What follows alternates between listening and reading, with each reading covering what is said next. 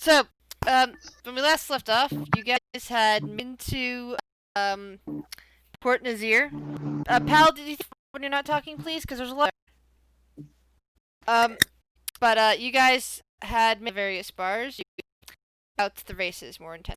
That your druid decided that she was going to as a mount.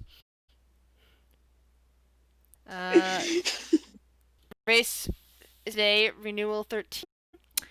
And will day. And you guys were actually deciding to wait around for a bit. For that to start.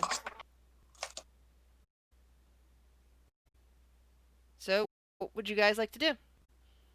My question is, under the impression that it's trying to swindle ministers.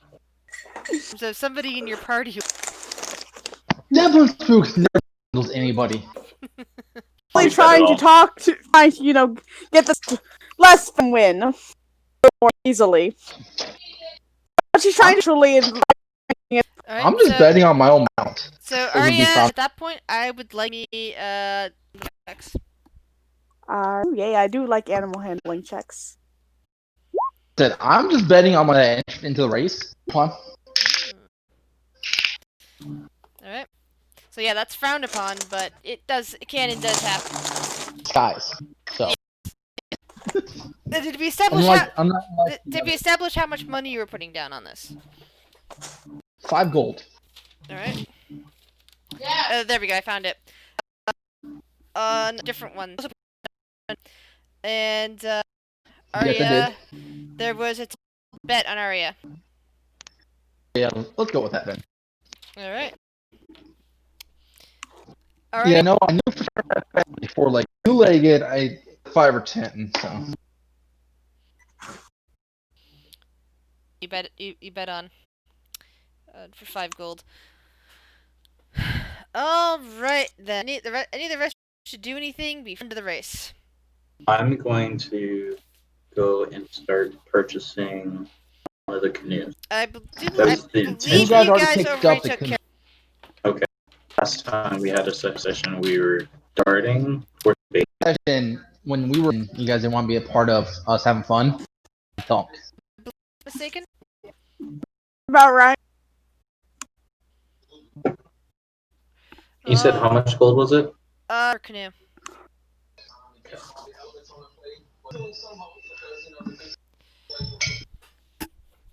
a lot of background noise. That was me, probably. That's okay. I just have I get scattered brained when there's a lot of background thing. Okay, you're getting ready for isn't so if no one else has it, we will skip along to race. Okay. So able to get my companion. What are you trying to do exactly? Well, I met Iku that I had hired with me. Talking about the only other guy I remember you guys talking to was Hugh Hackenstone. Yes, that guy. All right. But it wasn't Hugh person. No, there was somebody else that you guys talked to about potentially hiring other guides outside of just going up and talking to them, and that was me. No, the guy talking to was hold on, I'm trying to look up the name right now. Yusu Jobel, I believe. Okay. And then in the merchant district, the one guy that he had referred me to, and I actually gave him gold in it, like have him ready. Refresh my memory. Identify a certain guide, or did he just talk to you about in general? Yeah, it was a specific. And what was his name? That's what I'm. It's pinned weeks. Let me check my notes, see if I wrote it down. 2, 1. Yeah, so Hugh and Iku are the ones you mostly talk to.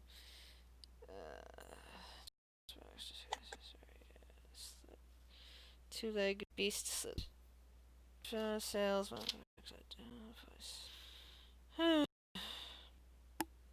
Let me see. Oh no, he didn't. That's right. It wasn't that he hired you a guy. Gave money for somebody to support you guys. around the city. To the guy to find the guy to find a guy that would balance best. While the others were fiddling around with the race canoes and whatnot, you probably went back to Drobel to pick up Azon, who ever since then, if you went and got canoes or anything, that would have been sent for you to ask him something. So at this point, because let's just say you already a particular guy. What sort of things are you looking? I'm trying to find again.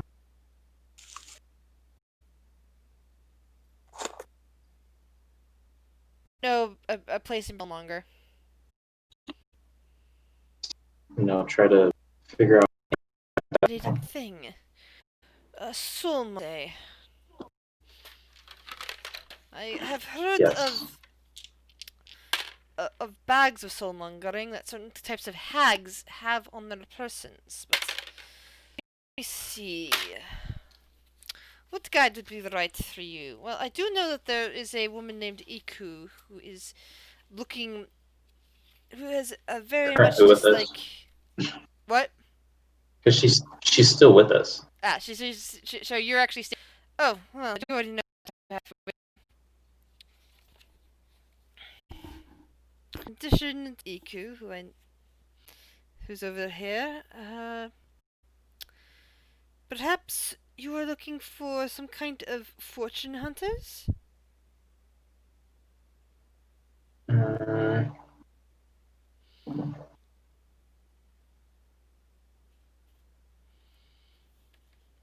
not sure.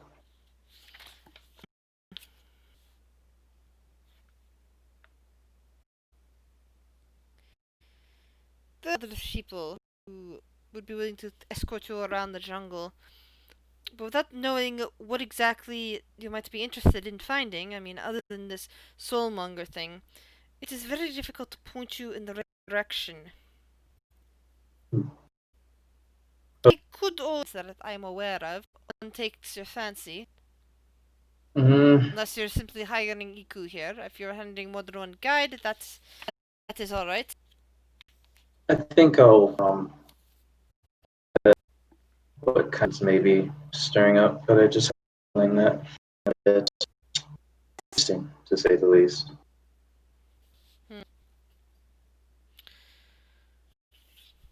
Well, you're always welcome to come back and ask for my advice, ask for my educated opinion after the fact.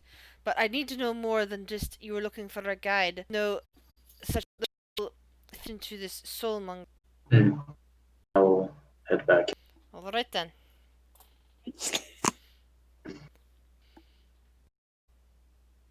Meanwhile, at the races. I would like to look for some and means a leg up on my horse. My mount of me. I'm looking for drugs. All right, roll an investigation check. I'm just Devlin's food shady. Don't dope the druid. I don't believe you at all. No, this would be for the 4-legged race, the 2-legged race, druid. Okay, we're good. Devlin's food is not that shady.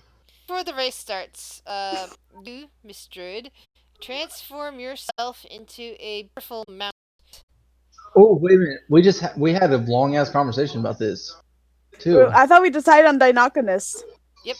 It was. So yes, it was. The wonderful and incredible Deinonychus with the toe claws and everything. Which runs the character then has to get on the back of.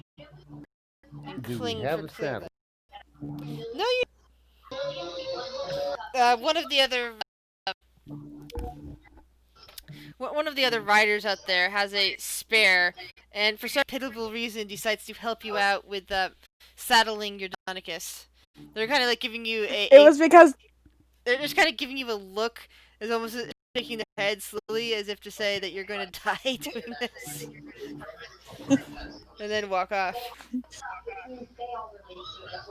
Well, at least we got a saddle now.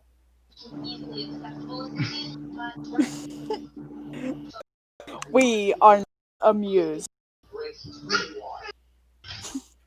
Are you not entertained? Well, the druid says nothing though because that give away the ruse, and she does, Well, and they're if you in too deep. don't you, when Not you like transform, the you also rude- trans Yeah, you can't actually speak when you're in this form. No, dinosaur, but I that's know. it. Yeah, nah. So you still make a barking noise at him. Mhm. Well, okay, so I tried to act like I seen the other Dinocuses act, or the other dinosaurs, trying to pass myself off as dinosaurs so people, don't give me a second glance. Make a deception check or a performance check, depending on which you prefer. Let's see, they're both +1, so it doesn't really matter. Oh God. Everybody is turned around and is staring at you for a few minutes. And you see a couple people there. The other Deinonychus are also staring at you. This cannot end well. Our bags are packed and right out of the town. Except for then. I'm ready to Been ready. With the canoe. Better swim ashore. You have 2 canoes, don't you? I only bought one. I thought somebody else bought a canoe. Because Thunk, it was determined... Thunk about the other. Okay. Person who is currently very... Alright. So, you get to the start. You're clearly observed. And kind of This like... is the first you've seen daylight. Don't worry about it. And, people are gathering up for the race now.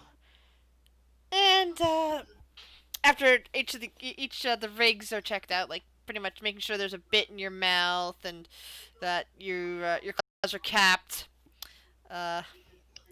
Which, the saddle, the person who let you the saddle also lent you caps. Ren needs the link for Yeah, I see. 20. Actually, wait, I think it's penned. It's penned. Yeah, I just couldn't remember which one it was pinned in. It's pinned in this one. Alright. Thank you. So it's like, the person who gave laws, which are mandated for a standard 2 race. It's only in the race that, and the bits come out. Let's see. I need to check from... Oh, This is yay. the bit in your mouth, at least, and it is uncovering it. And The things I do for with myself. And with your... It's a very... To myself, like, my proud.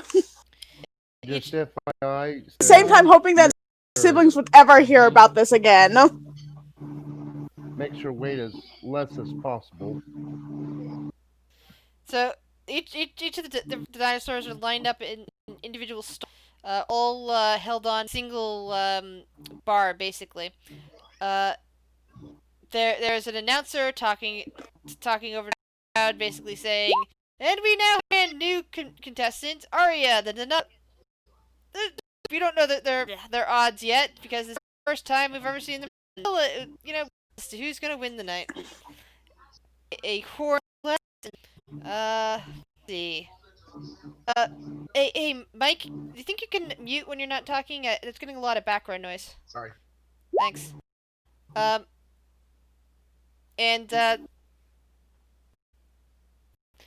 as let's see, I also need a let's see, athletics check to see how well she's managing. All right, do I use my I mean I have to use the stats from the Deinonychus, don't I? Stats from the Deinonychus. Do you have the stats on you? Yeah, I have it right in front of me. All right. You said you need athletics? Yes. I just need an athletics check for it. Alright.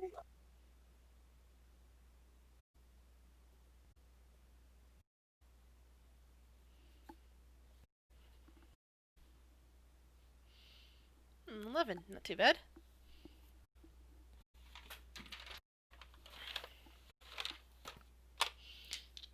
So we have several dinosaurs running with you. Dinosaurs racing.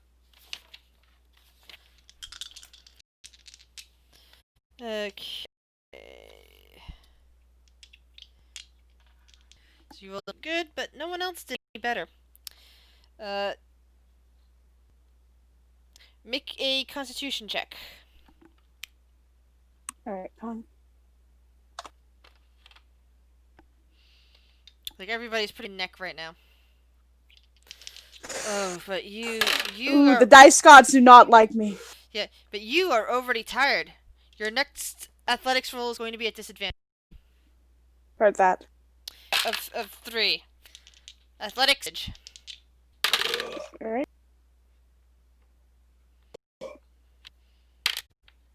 Plus 6. So the other flat tripping over itself, leaving 6 Satana. I also need you to roll either acrobatics or athletics for holding on tight. Yeah, as she's to That's what the waver a 20 bit. was for. Oh, second twice. Sorry, for some reason I thought the first roll you made. My bad. Nope, first one was 18 actually. Yeah, I saw that. No, for some reason my brain thought it was still looking at the same ones. Okay, so you are losing ground. You are behind the pack, and low on energy. A Constitution check for me, please, Arya. I just did something. I Shit. will I might have do closed it. assist. No, I've opened Probably it. need Okay, we're good. more We're than good. three checks on this because the how many dinosaurs I race. Constitution check. So that's Yes, please. plus 2. Yeah, that's still Can very she low. get Wow. advantage with The dice gods are a bitch today. Can there be a advantage with me spurring? Because she's not an actor, she's a druid in dinosaur form. That's not gonna help. She is this form. She's running out of energy really fast, and she seems to be unable to catch up with the other riders. You're trying to hold on to her. Have any stake in this battle? Unfortunately, some sort of magic spell that can. There is this needle that has. I'm sorry. I actually can use a bonus action to expend the spell slot and kill myself. Would that work at all, or would that not help with tiredness? Can you cast a spell in dinosaur form? I can use a bonus action to expend 1 spell slot to regain 1d8 HP per level of the spell slot expended. Wild shape. Oh, You can use wild shape shape, as okay. bonus action, and you can use a bonus action. It's combat wild shape because I'm Circle of Moon. Okay, can you post that? Read it out loud. I sometimes I have a hard time hearing on the. Yeah.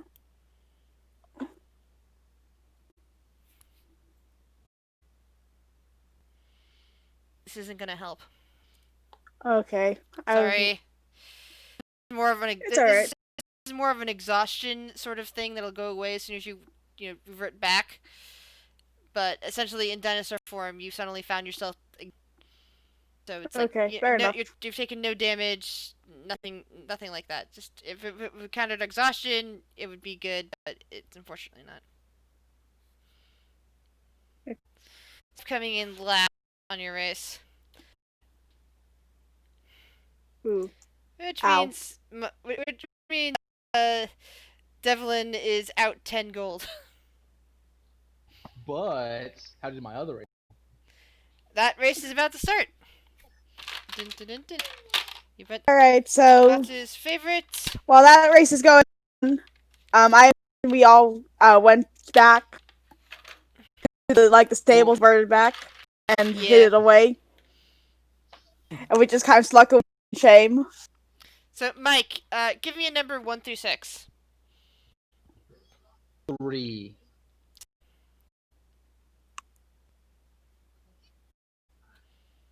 And you get to roll it one more.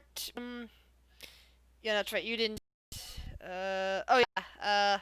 No, you the one that lowered the DC on certain things. So unfortunately, your dinosaur did not win. Aw. No, 52 gold for my character. Thankfully, your party was not caught cheating. You came very close to being caught cheating, but either they saw how badly in the race and not to just to arrest you for cheating. They're like they Yeah. No one saw me. the dinosaur. Yeah. One. All right. So we're back. We're back. We're hiding away. Definitely don't want to be revealed that I'm cheating at, so I can revert back to Furblog. Like, we never again. No. I'm like, tell me no. Remind me this. I need some water. Get myself some water. It just is a weird look.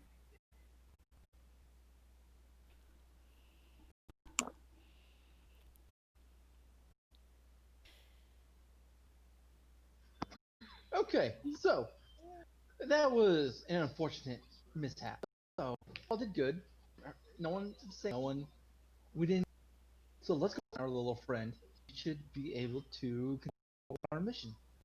Let's leave this town. Who's little?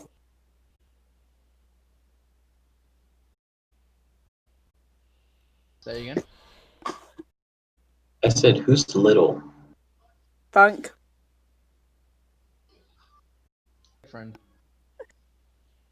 I know that. That's why I called friend. Hello to my little friend. Then.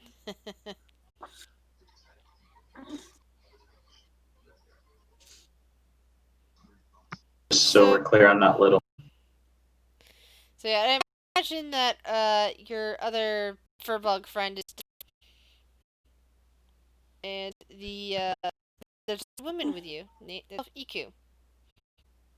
Miles. Hello there. I give. I'm EQ. How are you? Wonderful. Well, hello, Yes. Devlin. He's not actually really extraordinary. Most people who call themselves not. I know. And she pats Um, Pal on the arm. Maria's just waves like, hi. She's trying to make herself smaller, still kind of ashamed, but a little upset. She lost the face and is completely embarrassed, so she has this bright pink blush on her face. Which is kind of hard to see through all the tan skin. But it's making... So, will I be helping out in the forest? Like I said, mentioned before, these are companions. Well, it's a pleasure to meet you. I am very much hoping that you are here to, there's a lot of out there that put down. She kind of like our walking stick. Are you okay, my dear? Well, I have a walking stick doesn't mean I'm not capable. She grins. I was suggesting that you need assistance in the jungle. Perhaps you would like. There's a guardian naga that I know of. There's several other fascinating sites. I know a place where you can get some the most beautiful and useful of flowers. I'm on pretty good terms of. I can take you there if you wish. The one request I have, you're feeling your skills, that perhaps the destruction of a rather nasty hag. What kind of hag? Green hag. Her name is Nanny Poo Poo. Would I know what a green hag is, being a druid, or do you want me to break a history check for that? Make an Arcana check at advantage.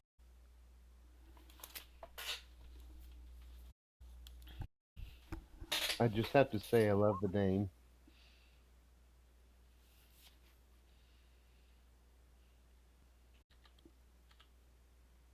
Okay, just monsters. Let's see, player handout. So yeah. So you know that that's a green hag. Yeah.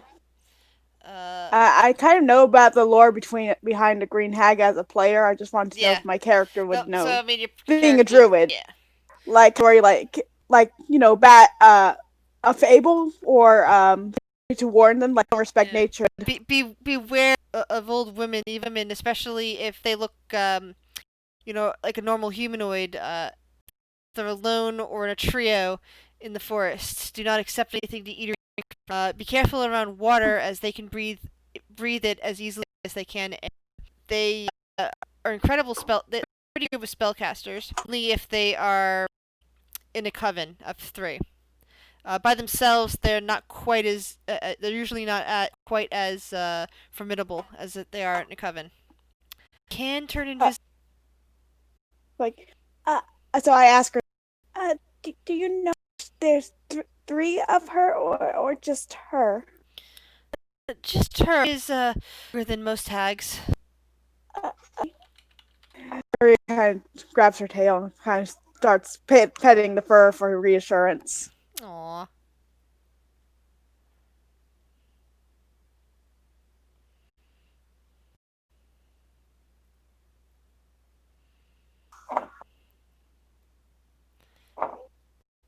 So, what are leading you? At particular location you wish, or searching out the thing, the Wonderful item called a soulmonger to destroy it.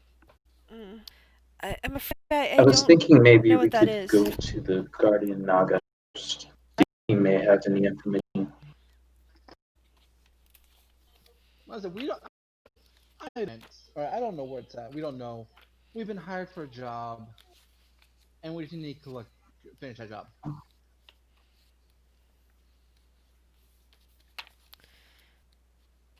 The Guardian Naga might help with all of that. Where can we find this Guardian Naga? GM is checking out this conversation right now. I know how to get there. You will have to follow me to it. The path that I give, it's can be. Sounds good. It's like Arius speaking. If she friends, it would be wise to let her make introduction. Don't offend the guardian.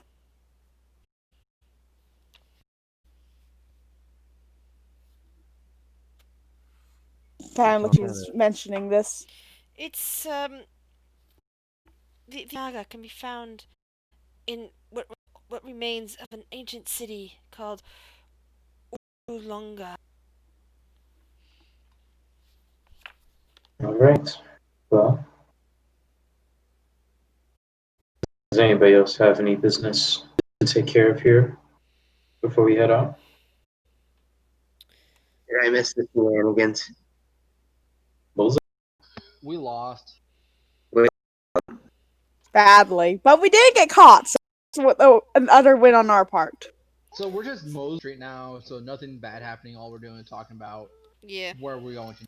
We should get onto the river. The river's just. Sorry, GM is having to. Show Shen Star. We'll be passing by. You can call it whatever you want because we know. Camp Vengeance. Sorry, we should be passing by a few of the camps the people set up around here recently. That Imru Corp sent their people to set up camp out there. I think they're looking for something. Good to it. Yeah. Once we get to the Aldani Basin, one of the other rivers, right up to Orolunga. The river Tath. If you head north on the raft, it should get there once we get to the tributary.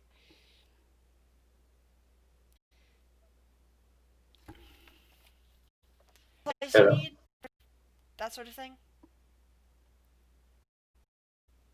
Me? I know I did. Yes, I bought what I needed to buy. got 10 days worth of rations, but I figured that we have somebody who can purify water and we can hunt. So Now, I remember to get in character. What map?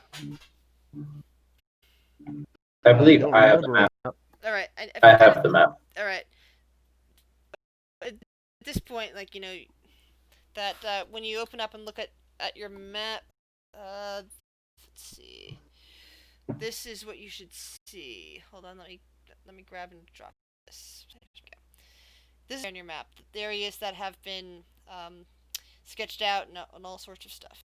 So you know of things like Camp Righteous and Camp Vengeance. What's supposed to be an old but now abandoned city called Mibla. The port over here. The river that she. Yep.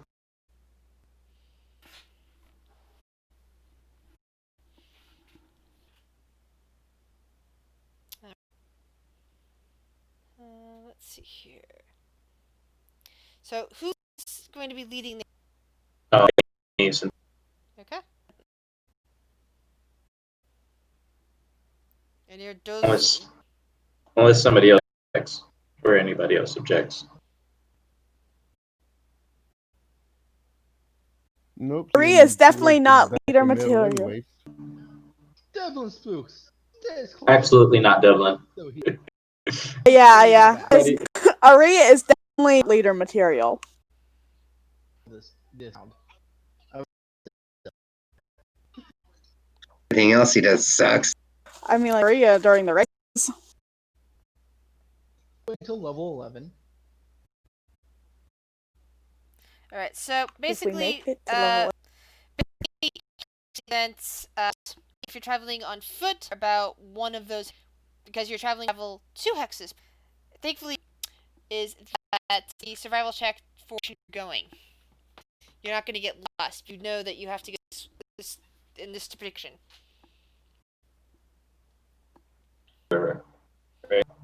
Yes. Okay. Traveling to the mouth.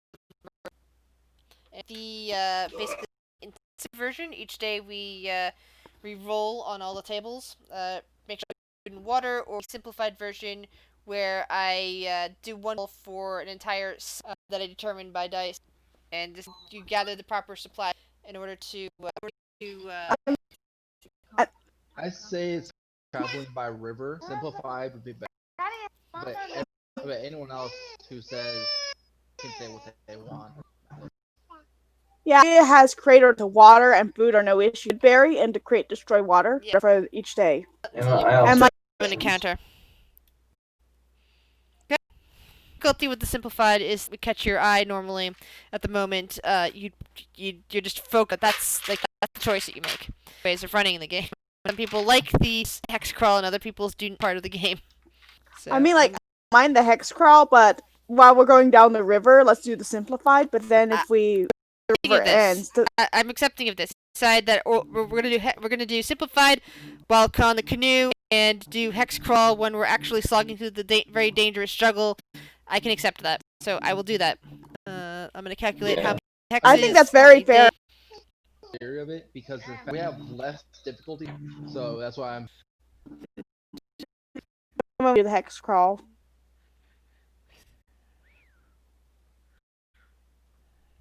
Six. Okay, so is travel. Is your ride during those 6 days? What day? He wants to roll. Yes, you may roll perception. Interesting. Not bad.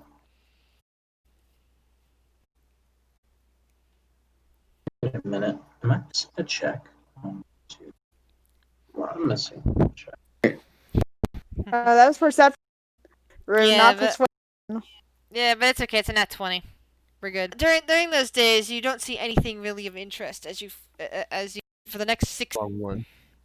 You head down the river till you reach a location called Camp Righteous, which is directly on the river. I like the fact that unlike Descent into Avernus, they have all the random locations in alphabetical order. Descent into Avernus, actually, Descent into Avernus, I think is sort of in alphabetical order, but then it separates out by 2 different paths instead of keeping everything in there and saying that this path goes to this. Blah.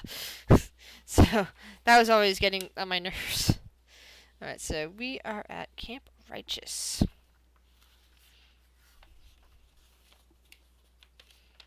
All right, so as you are navigating down the river, at the end of the 6th day, which is Renewal 19, you come upon an abandoned riverside camp strewn with wreckage.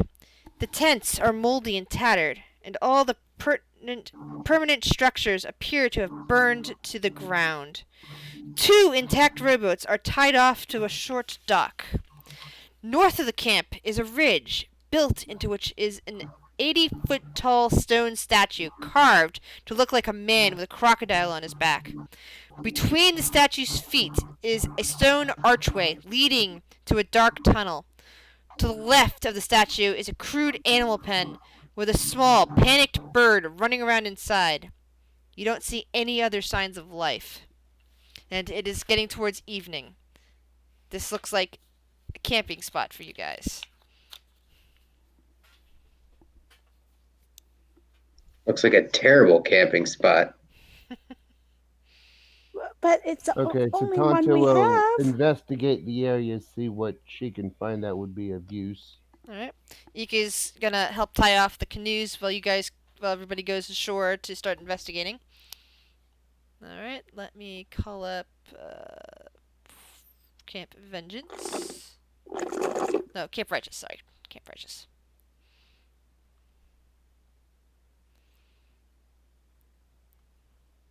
I was about to say, what vengeance are we at? No, this is Righteous. Camp Righteous and Camp Vengeance.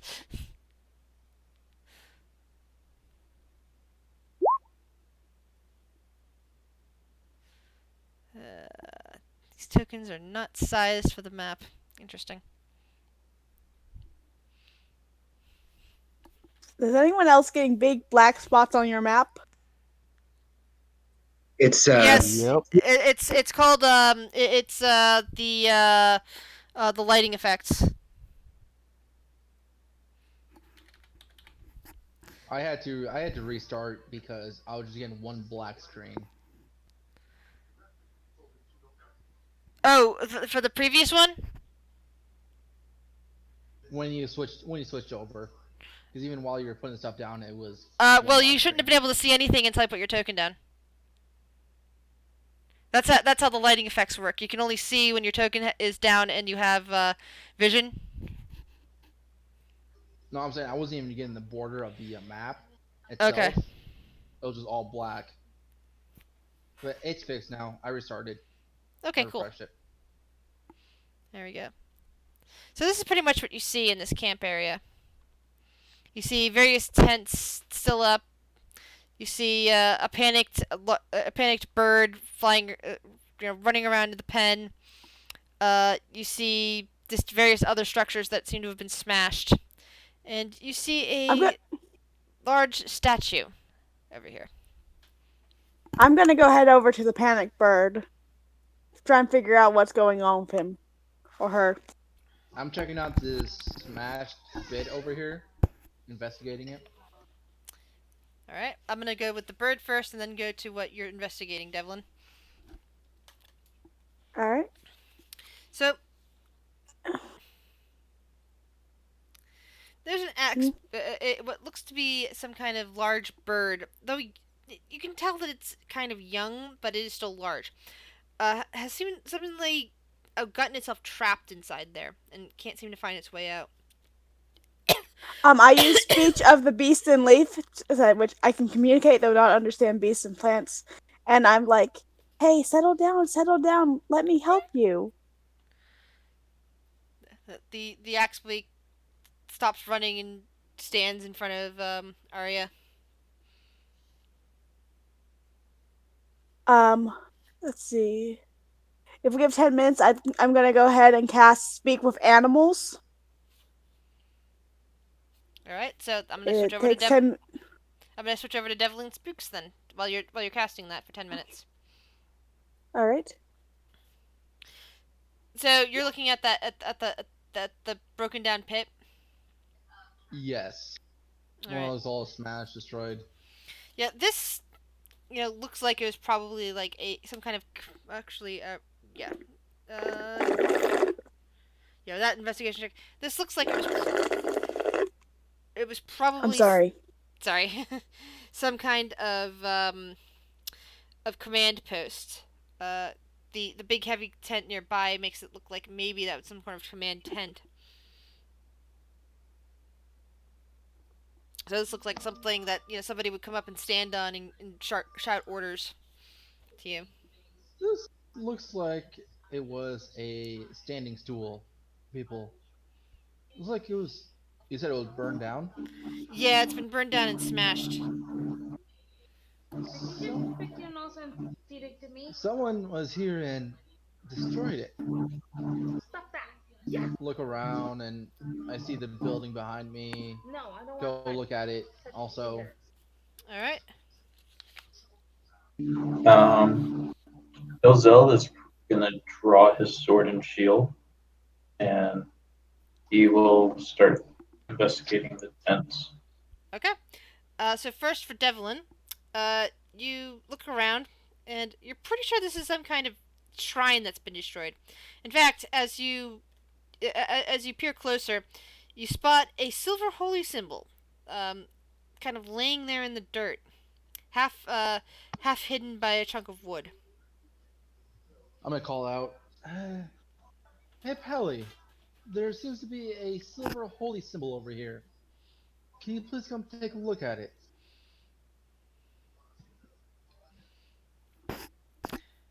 Uh, After I check D- this tent, Duzzle, can you please roll investigation?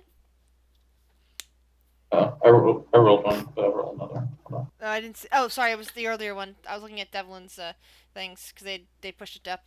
Yeah, you look at those and it's like you see like slash marks and looks like claw marks, all over the outside of these tents. They all just seem fairly destroyed. Can you roll a Wait, where one are d? you? Dozel, can you also roll me a 1d6, please? Yes, Okay. 4. All right.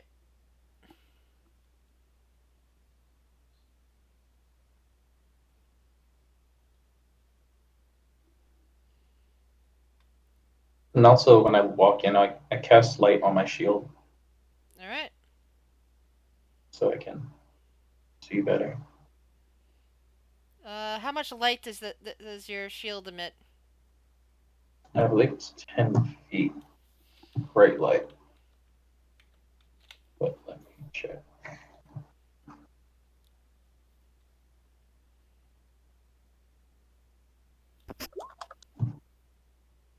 20 feet. Okay. 20 feet. Okay.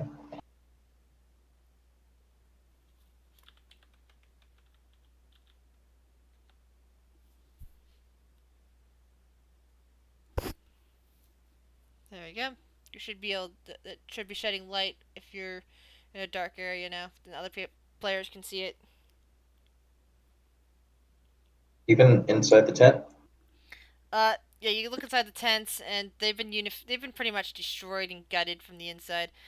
The, these tents don't even look You like said they're. from the inside? What? So, like, you said from the inside? So, like, something clawed out of it? No, no. The claw marks are on the outside.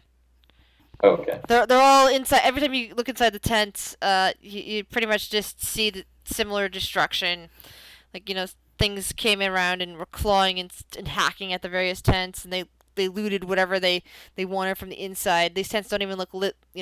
These tents don't even look like you could sleep in them for the night. Gotcha. All right. Sintanta and Thunk, what are you guys doing? Satanta is just looking around the camp to see if there's anything that would be useful to them. Roll investigation, please.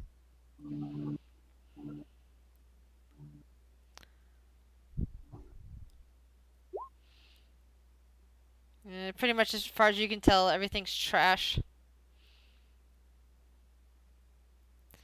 And Goliath, what are you doing? I was gonna go inside this big old tent here and see what's inside. Okay. Darkness.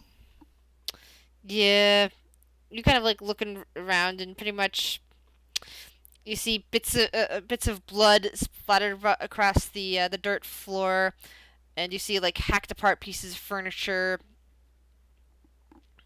You see nothing of value though. Roll investigation check.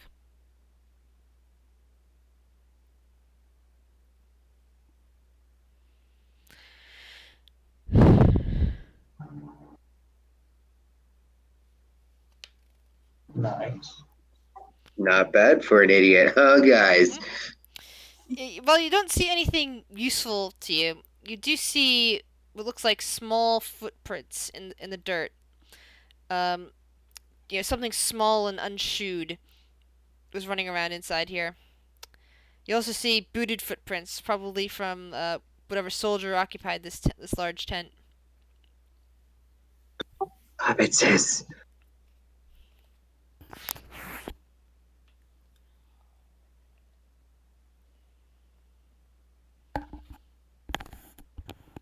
Okay, so Tonto will want to go check out the little tunnel there. Okay. Which tunnel? Up. You don't want to run right immediately to that. I was just showing you where. Okay.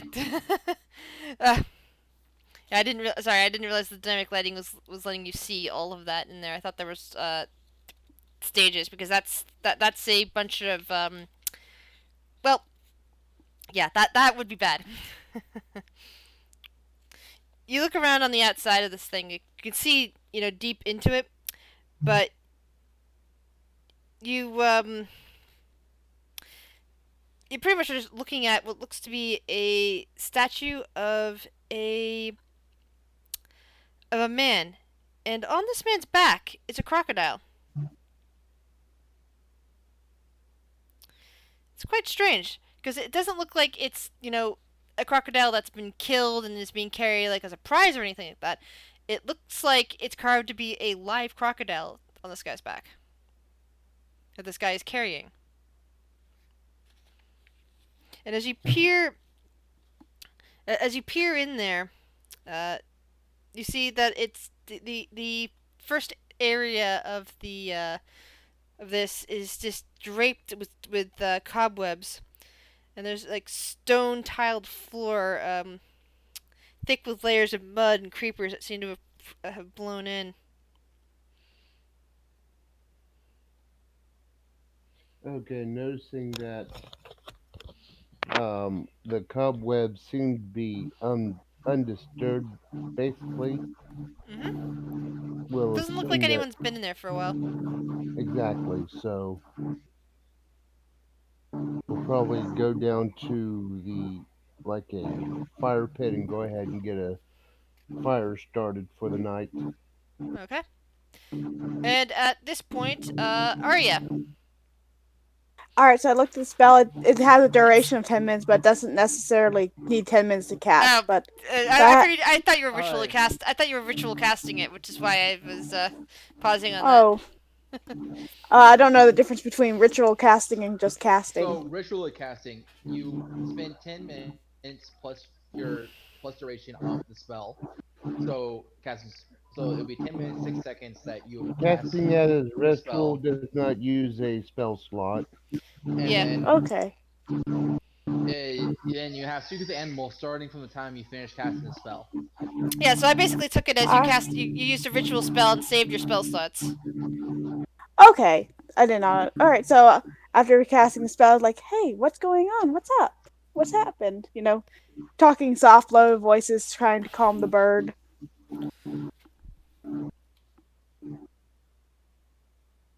Sorry, I'm just adjusting sound volume on some people.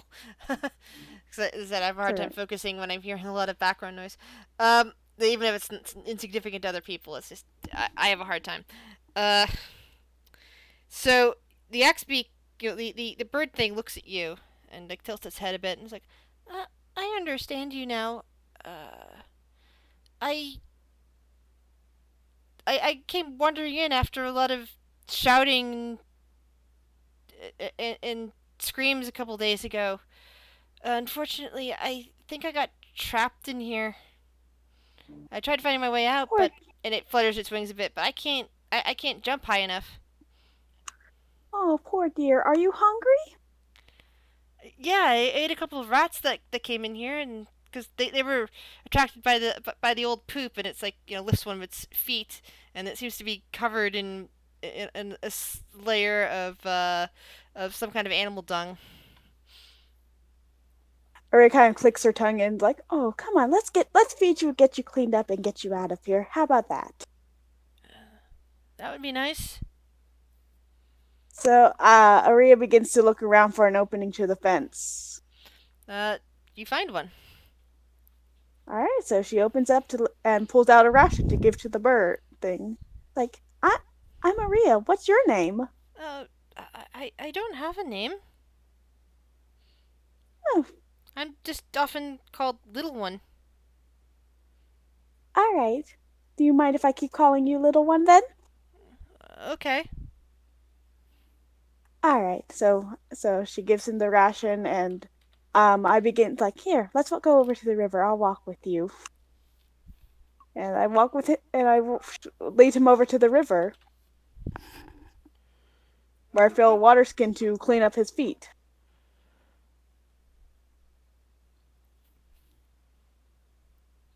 All right. I will be Um, making. Sorry, I'm just making a copy of the Axbeak thing, and calling it Little One. all right. Let's see.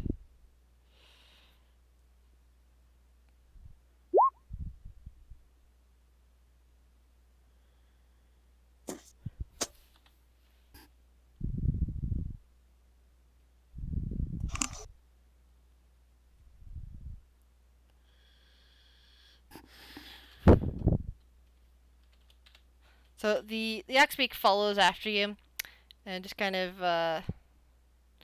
start just pecks at the ration carefully, and gulps it up. All right. So I'm cleaning his feet and and I'm asking like, where are you from? Are there others with you? Your family? They were around here somewhere, I thought, but they never came when I called. When I when I was yelling that they couldn't um that they didn't come to me when I was trapped. Oh, poor dear. I'll help you look around. Hopefully we can find them. All right? All right. And it kind of nuzzles So affectionately at you. I kind of carefully stroke its head, make sure, that it lets me show him affection. Yeah, it seems to. It seems to be, letting you do that. All right. You need me to roll investigation to start looking around? Sure. By the way, Dozel, Devlin had been trying to get your attention to come over to this area over here. Yep, I was gonna do that. But I'll probably also just kind of be in shock at the giant bird that just walked by as I was investigating the tent. Well, And Aria's just it's more huh? like a baby flamingo at this point. It's like it might be a bit big, but it is clearly a youngster. You ever seen a baby flamingo? Yeah, but I mean it's huge or it's a Yeah. large creature, right? Yes, it is. Okay, yeah. That's not something that I would be used to seeing. Even But after all the I dinosaurs. also, It basically looks well, a lot like the dinosaurs, except more feathered and a beak.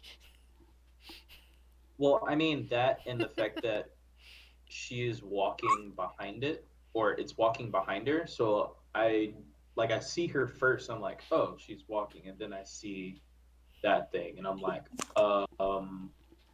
okay. Druid And stuff. I didn't stop because you weren't running, so I'm gonna just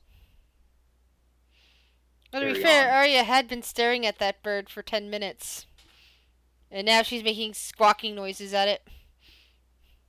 And it's squawking back at her. Where did he go? Oh, He's down there he here. is, down there. Down south.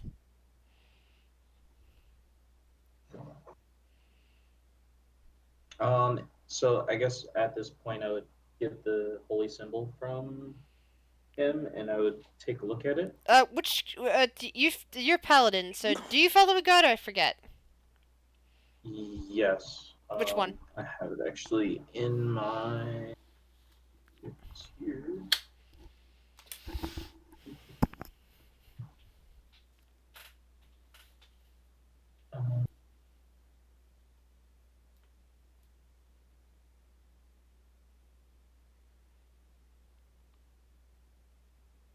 Um, Alon. He's a great deity, basically of Okay. law and. Okay, that's definitely not a holy symbol to them, so please roll me a religion check. Okay. Decent at those. Give it a shot. Oh, I'm not decent. What do you know? Wait a minute. I think I have my.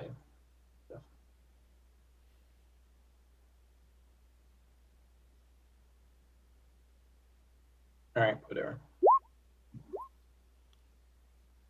Alright. You look at it and think, oh, you've seen this before. This is a holy symbol for Torm. Okay.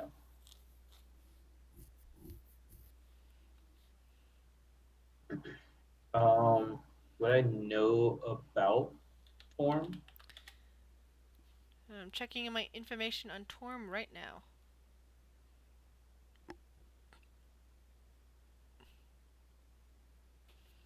Alright, that's not there. It's in the player's handbook.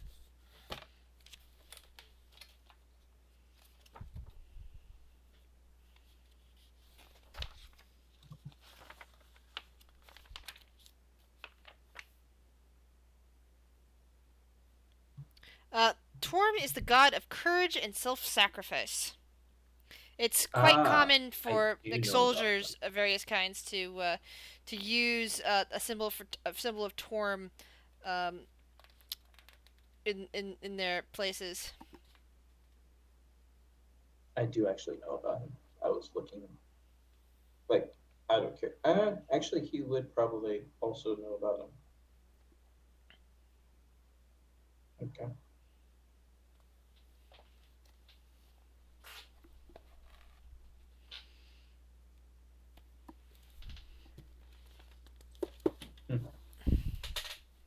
Alright. And Santana, you're just poking around at at this thing over here, and don't get any more information than Devlin got.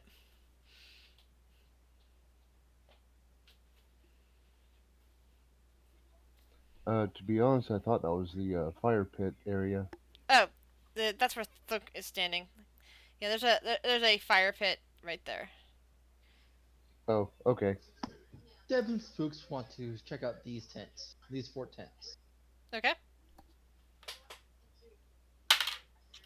I would like to think real quick if I would know any history on the statue, though. Sure. History check.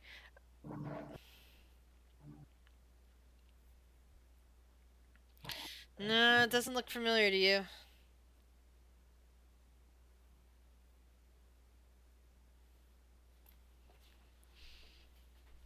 Okay.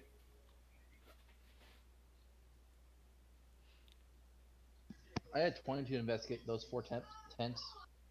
Yeah, you look at them. You see all sorts of hacking and slashing and clawing marks. Like, definitely some sort of battle came down here and somebody attacked.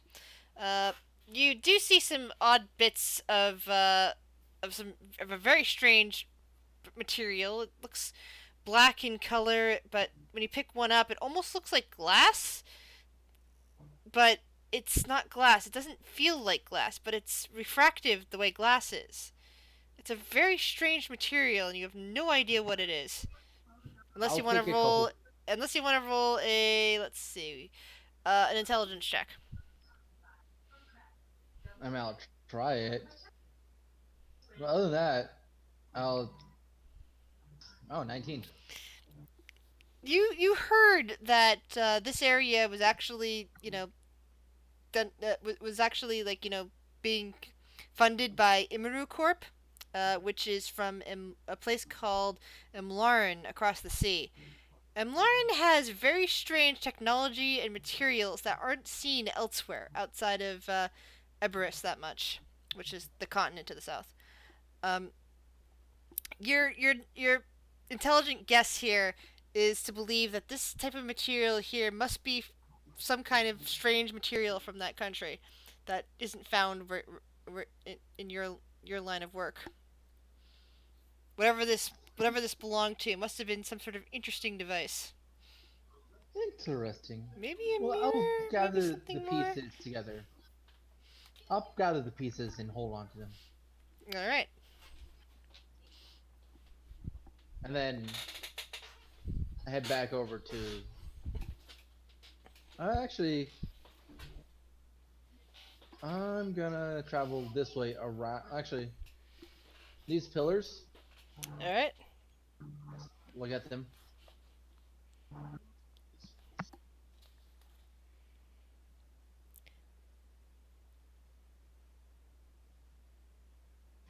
Crit. You stare at them and instantly realize that these pillars have been here a long time.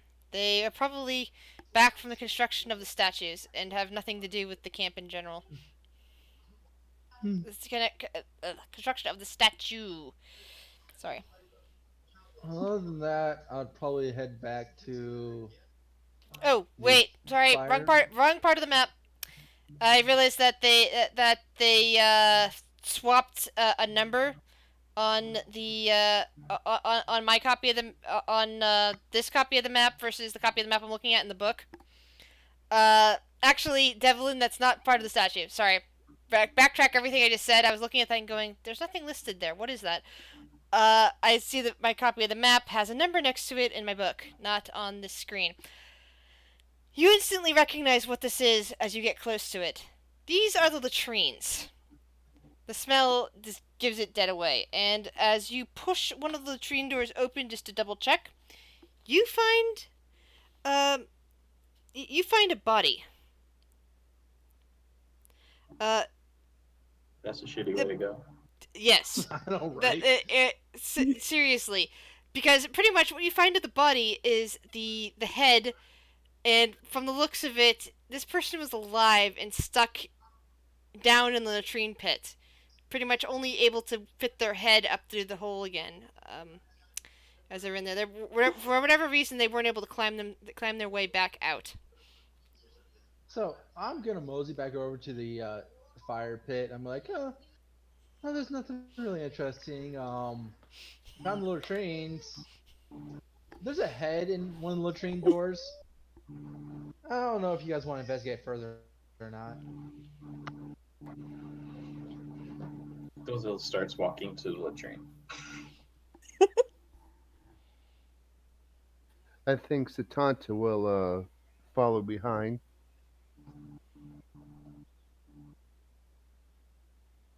I show them the head. And you can see, looking into the latrine more carefully, that it's definitely attached to a body. Are there any distinguishing marks on this body? The person appears to be a human male. That's pretty much what you can tell. They look like they're wearing armor, what you can see down there. But how you're going to get that off of him when he's stuck in the latrine, that's, up to you to figure out if you wish to do anything about that. But from the looks of it, the guy possibly tried to escape into the latrine or something of that nature, and got stuck. The way his face is drawn, it looks like he was alive for a few days, stuck there. So you basically starved to death.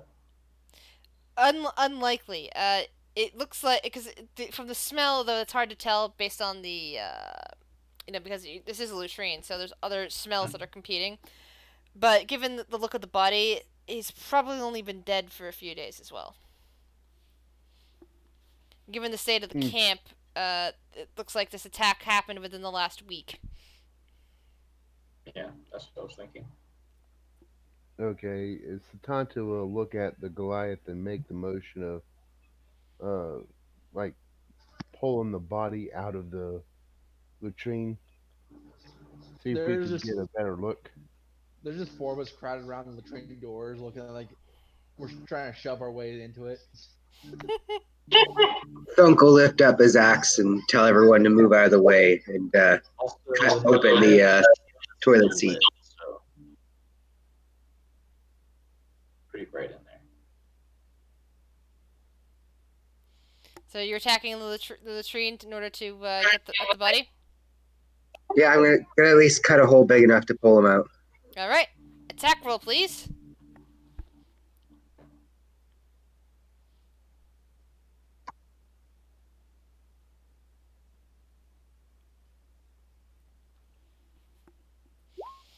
Yeah, one mighty swing from the axe, and you've taken the latrine off its pretty much just carved it in half, and there's a as the back of it just falls onto the ground, exposing the body. Not it. Not it. Not it. I have I'm no nowhere idea near the what body. was doing it. Devlin, Going this way. you're right I mean, there. like, come on. All you have to do is boil in some water and put some bleach on it, Right and then there. bless it to, I disappeared. and then let the paladin wear it, so because he can't get diseased. Only the dungeon Whoa, master knows whoa! where I I'm am at. not wearing that. You gotta be What kind of armor is it? I Plate? am not wearing that armor. Well, I Only the can't dungeon wear that master knows where armor. I'm at, It so, looks no. like scale mail from here. Yeah, And it don't is need that. quite in. It looks like it was been just- quite ruined by the state of the latrine. Yeah, Satanta will just grab the neck area and just kind of just pull the body out since everyone Yeah. else is kind of cowering. There's a bit of a noise, and the body comes pulled out. This guy's arms looked like they were pinned at his sides, and he was unable to move to get out of this place. But you, with your own strength, were able to pull him. And you discovered that not only is he wearing a pretty much very ruined set of scale mail, he also has a warhammer on him and a pouch at his side. Satanta will check out the pouch. Inside, you see five. Don't you want to get it cleaned first? Do you see five You find gemstones? 5 diseases.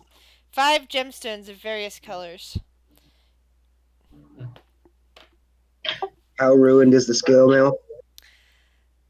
You're not sure that if you had access to something called bleach, which I don't believe your culture would have, that it would still be ruined. That even most you would be spending all night using prestidigitation to clean this up. I'm gonna take it and put it in the river and let the river do its job. Why? All right. Satanta will hold on to the pouch.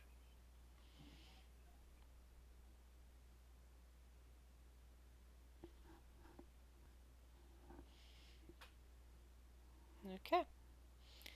So you have a pouch of 5 gemstones from Lutrine.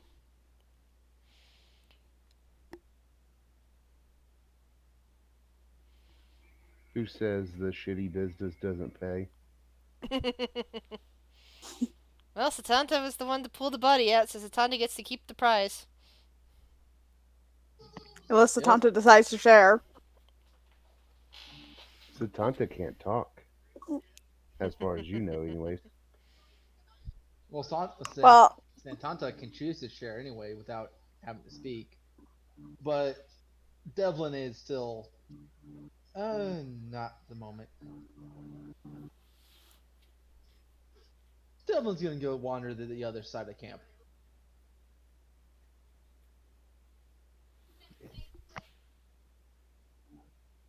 so I did get a nat 20 on my investigation to try and find the tracks for little one's parents.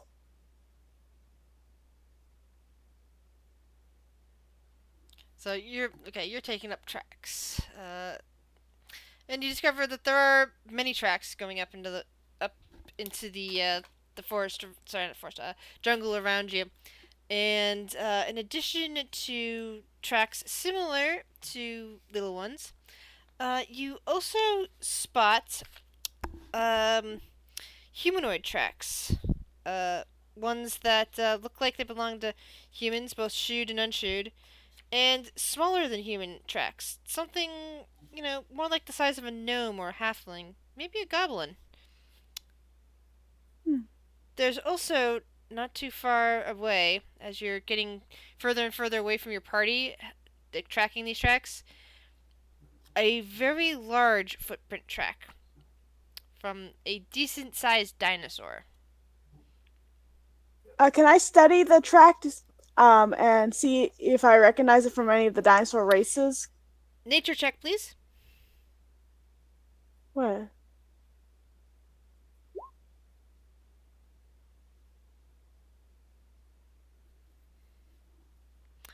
You're not sure. I look over to little ones like, I'll ask my friends if they can come help you find your parents. I don't think it's a good idea for us two to go alone. We might get eaten by, uh, we might be eaten by this dinosaur. She kind of shows the track to the, axe beak. Arya, also roll me a perception check. You're out there just with the bird and none of your companions.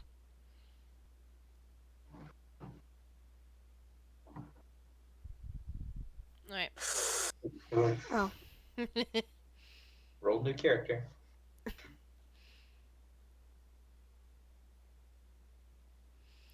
The little one just kind of nudges against Arya, but sticks close to her.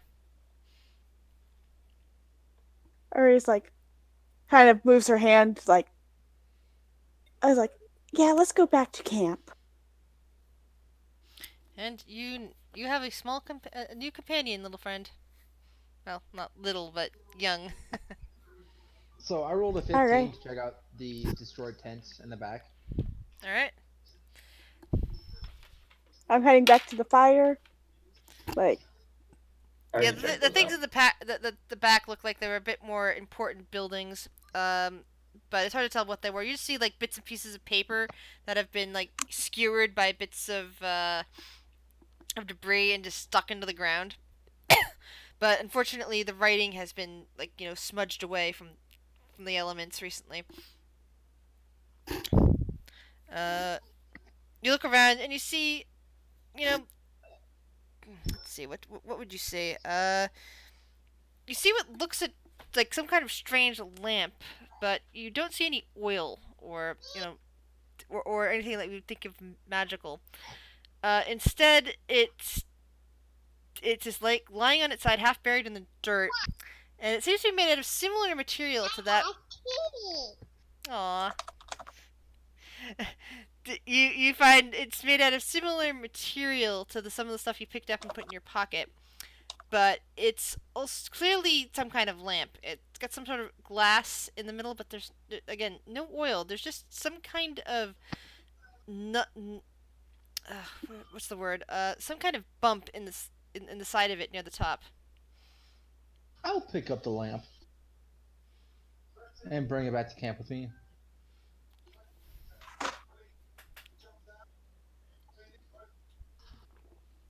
All right. I'll be like, Donzel, we're all congregating back at the camp. I don't think we're going into the tunnel just yet. I'm just taking a look.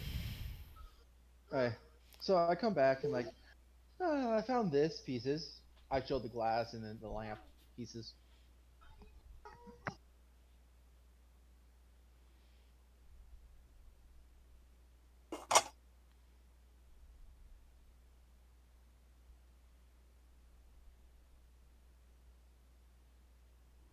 Not everyone talk at once. Well, I'm just, over at the campfire. I'm just chilling with my little friend.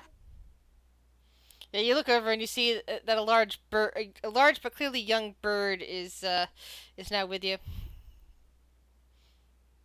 And I'm petting him. Like, Devlin all Spooks is right. completely gonna ignore the fact that there's a bird in the camp. They're like, I'm not gonna deal with this. It's Someone else can. basically a chocobo, except more blue in color. So while they're, all staring at the bird and I'm dipping the armor into the river over and over again, I'm going to shout back and ask, did anybody else find small footprints, almost child size? I did. I was and then I explained it like I was tracking the parents. Like, I was tracking little one's parents and seeing if we can find them. And I saw all sorts of tracks going that direction was north. Yep. Going north. Perhaps we should check that out. I would like to return little one to his parents if I can.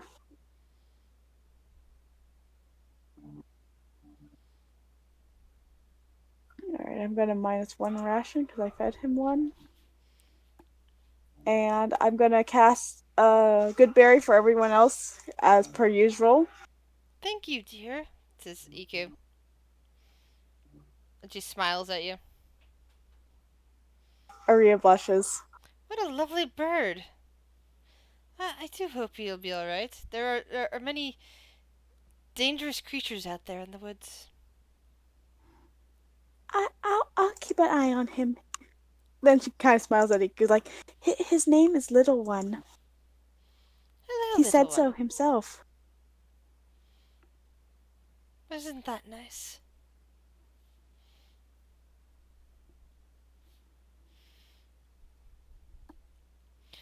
If you wish to go in and check out the shrine, I can stay with the canoes. Make sure that nobody sneaks in and steals them. Perhaps your silent friend, and she gestures at Orin, can keep me company along with your new bird friend. Aria kind of looks at Little One and kind of wordlessly asks, "Are you going to be okay?" Little one just kind of settles down by the fire. It just seems to be content to sit there. All right.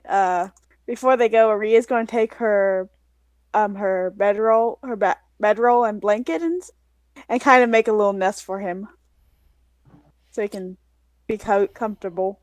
He makes some major churring noises as he gets settled into that nest. Like putting his head back against his side and like, pulling at a few feathers just to like, make himself more comfortable. Aria kind of gives Tucking a wing over really his happy face. All right. And I go follow Donzel. Content that Little One is happy and safe by the fire.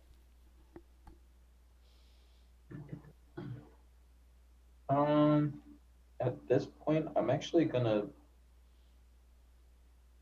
What time of the day is it at this point? It's night. It's getting dark out. Okay. And there's nothing lit inside of the actual That's correct. It's all shrine. dark in there, and there's spider webs all over the place. And the first section of the tunnel. Um, so what I'll do is first I will pretty much take one of my javelins and I'll cast light on it Okay. and I'll use that as a way to clear out all the cobwebs and I will also like look around How the would area to make light sure there's- clear out the cobwebs?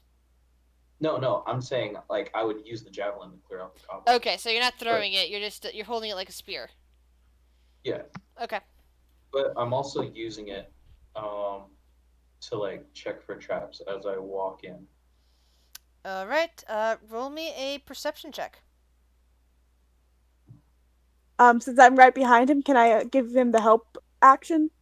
Like help him? In this case, no, unfortunately. Okay.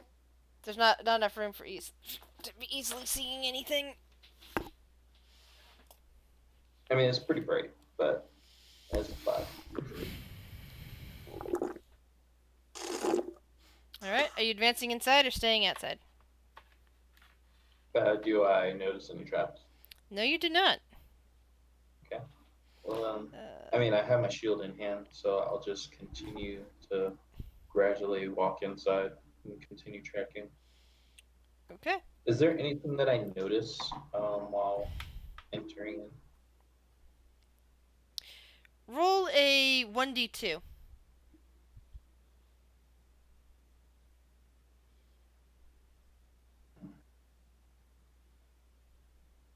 I'm staying kind of like right at the entrance, kind of peering after him. Oh, sorry. Just making sure. I keep forgetting that people who aren't used to roll 20 don't necessarily know how to do that. Yeah. Sorry.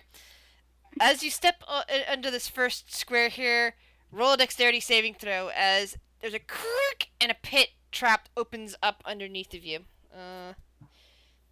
Turn dropping into the 20. Okay. You just made the DC. All right. And you find yourself clinging to the narrow ledge along the side. Seeing this, I kind of. So is he clinging? Like, is he falling inside the trip, or is he outside? He's outside the trap. There is a narrow ledge that is all the way around the pit trap, basically allowing you to still carefully sneak by to the next section. The ceilings here, by the way, are 23 feet tall above this pit trap, which is now 20 feet deep. So, like, it's a total of 43 feet in this particular room. Gotcha. I thought like Pacific. Well, it's listed in the book here. So, question: when I was checking, because I was checking each square for traps, like hitting the spear or hitting my javelin. On pretty the much. The javelin's weight didn't seem, even with you pressing on it, didn't seem to trigger it. Something else might have. Okay.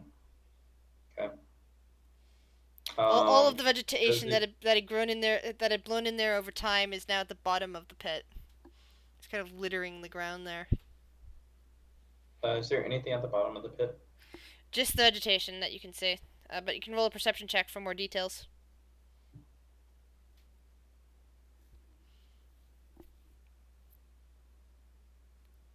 Yeah, you just see like bits of vines and bits of the spider web that you carved through.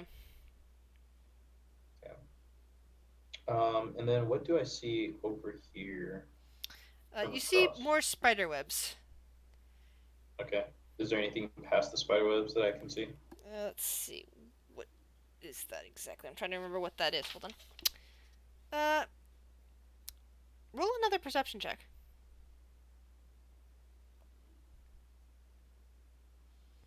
Yeah, you can't see past the spider webs, unfortunately. Okay. Well, I'm gonna go across this ledge to the other side. Let's see. Can I keep following him like slowly and carefully? Like kind of like at say 10 feet behind him. Yes. Just making sure if he falls down that I'm there to help get him up and he doesn't stay trapped there. But not trying to do any explore. Just making sure he comes out all right. I need to roll another 1d2. Yeah, as you step onto that square, now after you jump down from the ledge, all of a sudden. Yeah, I'm on the ledge still. You got down off the ledge actually. This is the pit right here. This right here is off the ledge. But you said that there's a ledge along the side right here? Yep, Am I correct? along the side that only goes through the squares, and then and going into the squares, jumping off the ledge. So the ledge doesn't continue at all. Correct. It just goes Okay. around the. It just goes around the pit trap. Basically, the pit opened, but it left a little It left a really narrow ledge all around it. And as you jump down under there, you hear a click, and suddenly a blade comes zooming out of the wall at you. Roll a dexterity saving throw.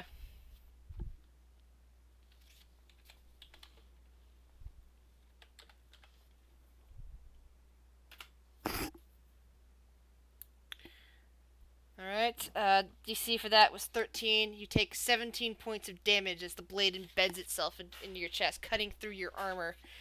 Blood sprays all over the ground and onto the wall.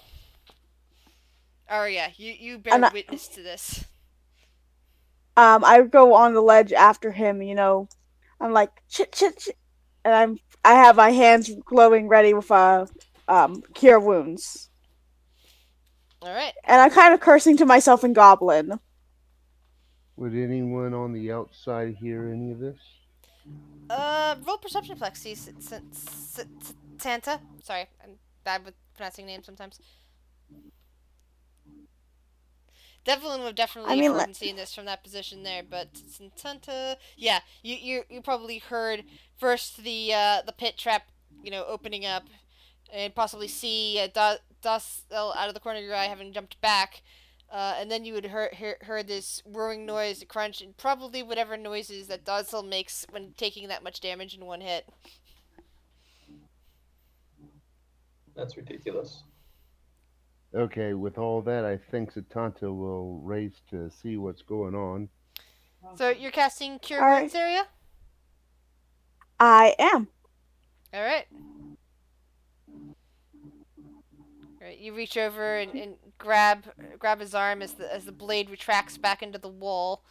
And suddenly 9 points of health rush back into him, closing some of the wounds, but the blood is still everywhere. Like, maybe we should go back and finish this tomorrow?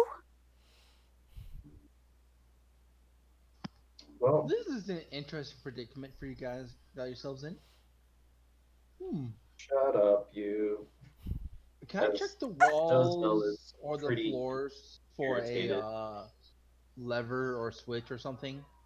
Sure. You can only see immediately around you. Like, you can see basically the area of the pit trap. Yeah, in order to see where Dazzle is, you'll have to climb the ledge on this side and get close to that to see those sort of things.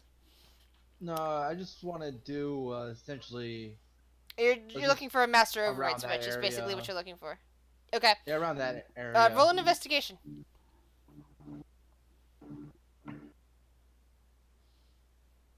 Not bad.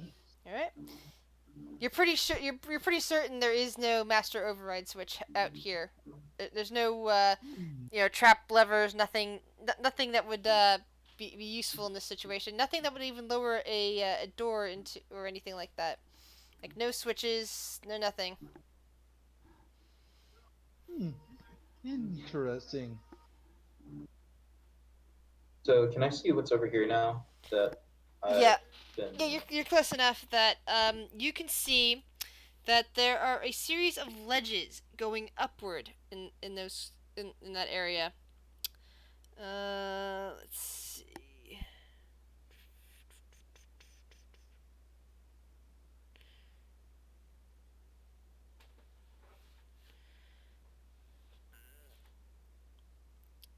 Let's see here.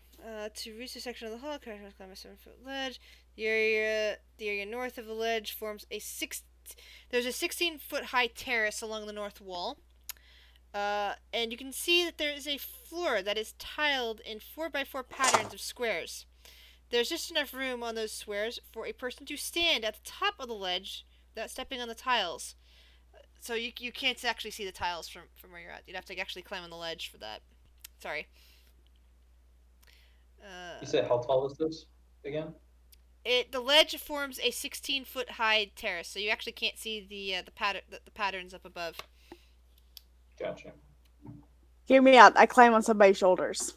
Maybe then we'll hit 6 feet. I just need another 8-foot person. You're not climbing on my shoulders. Hey, Thunk! Guys. How tall are you? 8 feet? 9 feet?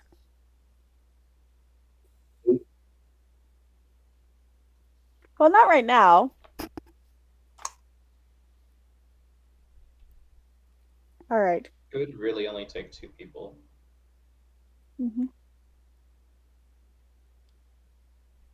That's some really good dex checks.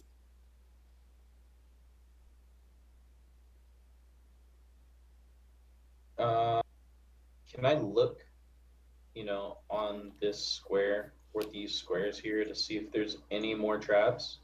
All right. Because Roll me an investigation check, please.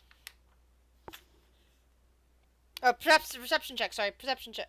Well, actually, you can roll investigation or perception. Depends on what you wish. would I get an advantage, seeming as how I'm suspecting another trap? Yes, and in this instance, you would get advantage because you already triggered one. Triggered 2, but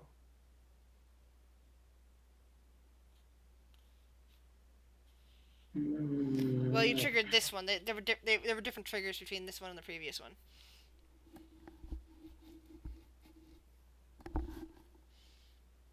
All right. With that, you look around and you see other trigger plates, especially the one you already landed on, and you think you might know how to disable them if you can. You think if you jam something into each of the areas where the blades would shoot out against the walls, such as a metal, such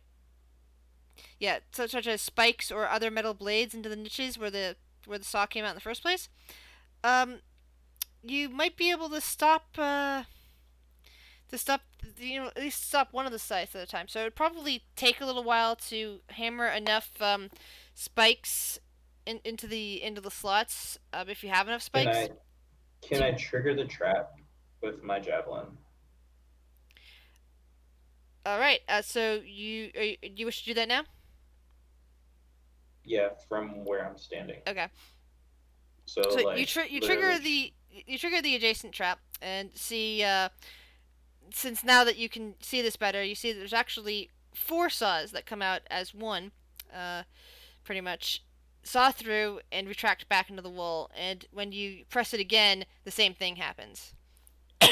So in order to transverse it without it, carefully without jumping over it, again trying to just disable the trap would probably be a good idea. Like you probably want to disable at least one wall worth of traps in order for people to get safely across. So are they saws, or are they like?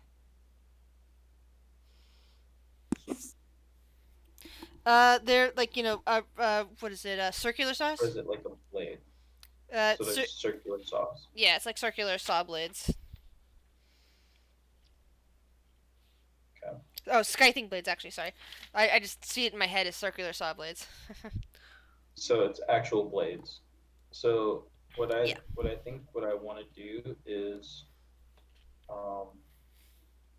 use my shield and basically try to bash in and dent or bend the blade, making it so that it doesn't retract back in. Okay, so you're gonna trigger it and try to bend it at the same time.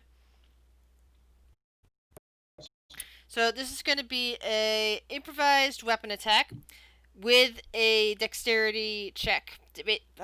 Basically acrobatics to see if you get there fast, if you can do it fast enough to to bend the trap. Okay. So it wouldn't be athletics to see if I can actually like.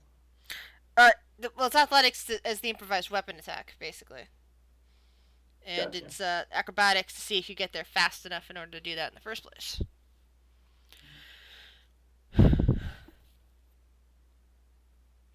Yeah, you basically trigger it and attempt to bash, but the slice have retracted back into the wall before you get it.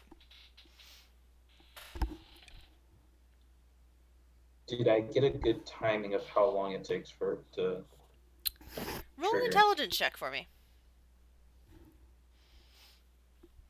Aria's kind of just standing behind him, kind of wringing her hands nervously, but ready to cast another spell if need be, if he manages to hurt himself again. Sadly, the timing doesn't seem to register quite right. It's like you thought you know how fast it took, but for some reason you couldn't sync it to your actual bashing time.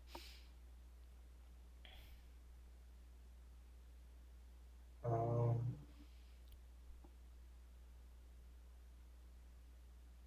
and then what I will do is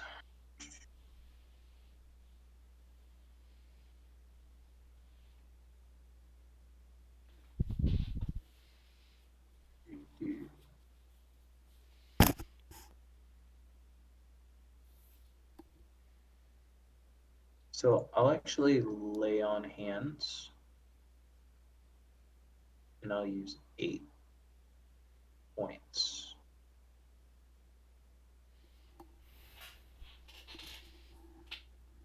Okay.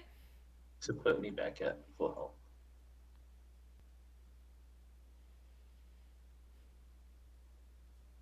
So I'm guessing Um, things didn't go so well with the trap.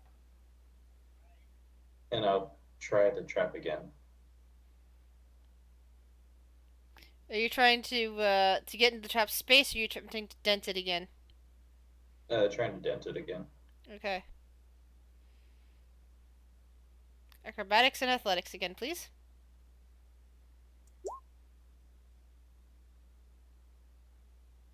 All right. Roll a 1d4.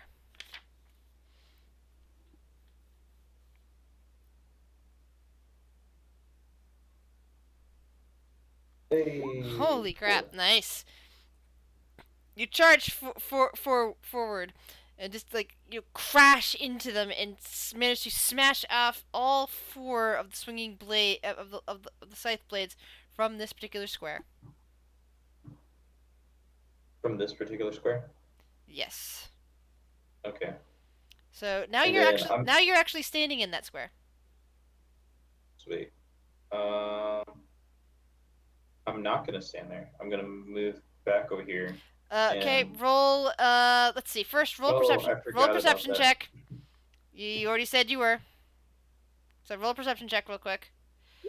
All right. You okay? So then you don't move back there because you were No. about to move back there. You suddenly realize, oh crap, that's right. There's a trap there, and Yep. you spot it and you stay there, right by the ledge, right by the Um, steps going up the ledge. I'm also gonna poke this one. Which one? The I'm one gonna you did. trigger this trap Okay. and get another timing so I can try to basically do the same thing. Intelligence check, please.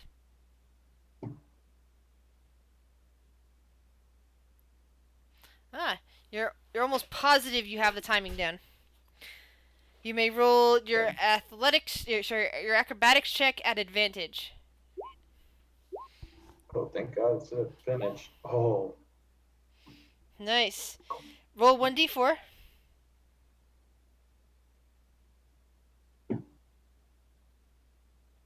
So this time you managed to snap off 2 of them, but the other 2 go slicing into the side of your face.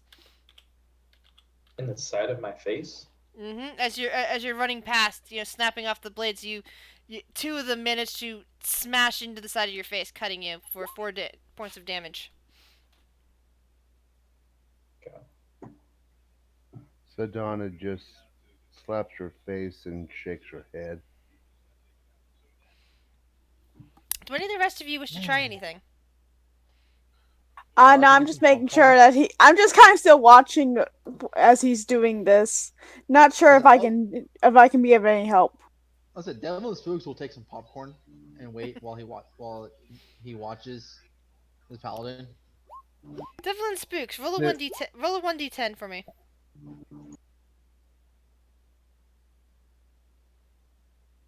Okay.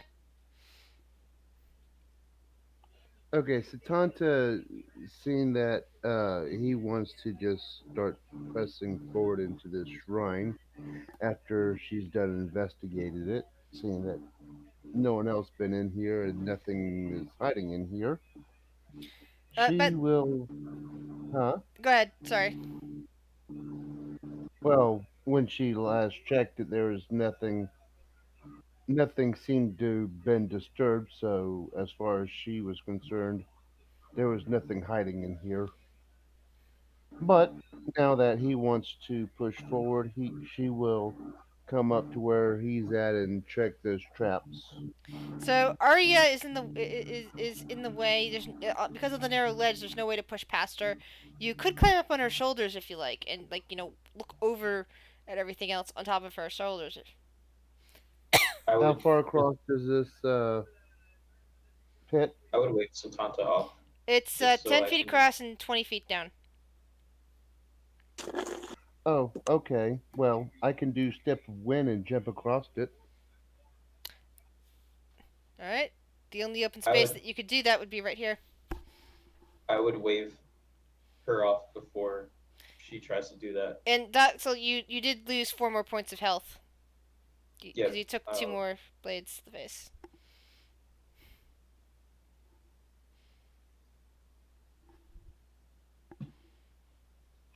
Okay, so you're waving Zatanta off. Yes, because I'm assuming that all of these are trapped. So if you land on one of them, you're gonna have to. You'll basically get skewered as soon as you trigger the trap.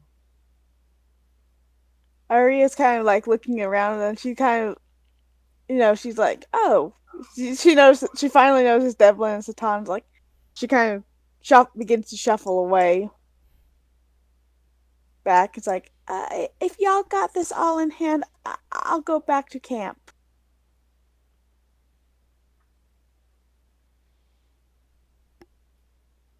And I was making an attempt to break the last two on here Okay. on this side. Are you gonna do your normal rushing at them by first like stepping Well, I back, wasn't. or are you gonna It try to? hasn't been like rushing. It wasn't really rushing. It was more like basically just bashing my shield into it, so it Okay. like as soon as it comes out. So that's why I was like confused when you said that I Ah. like took 4 points because I wasn't charging myself into it. I was Okay, then like you would have gotten cut on the arm, basically. Like when you're trying to bash out and destroy all 4 of them at once, uh, 2 of them still managed to hit you as you dent the other 2 and break them okay. off. And I'll just try to get the last two, and after that I'll get out of this area. Okay.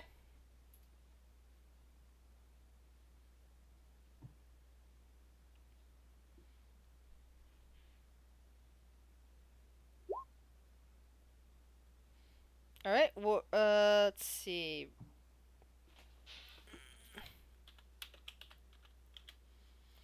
Yeah, you managed to smash down another one. Roll a dexterity saving throw.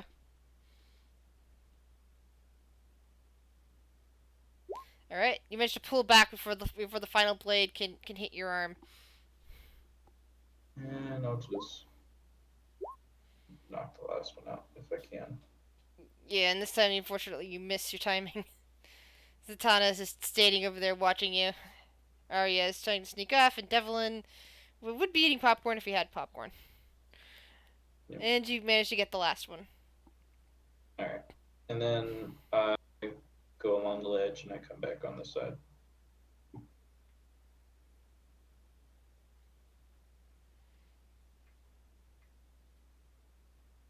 All right, heading back to camp.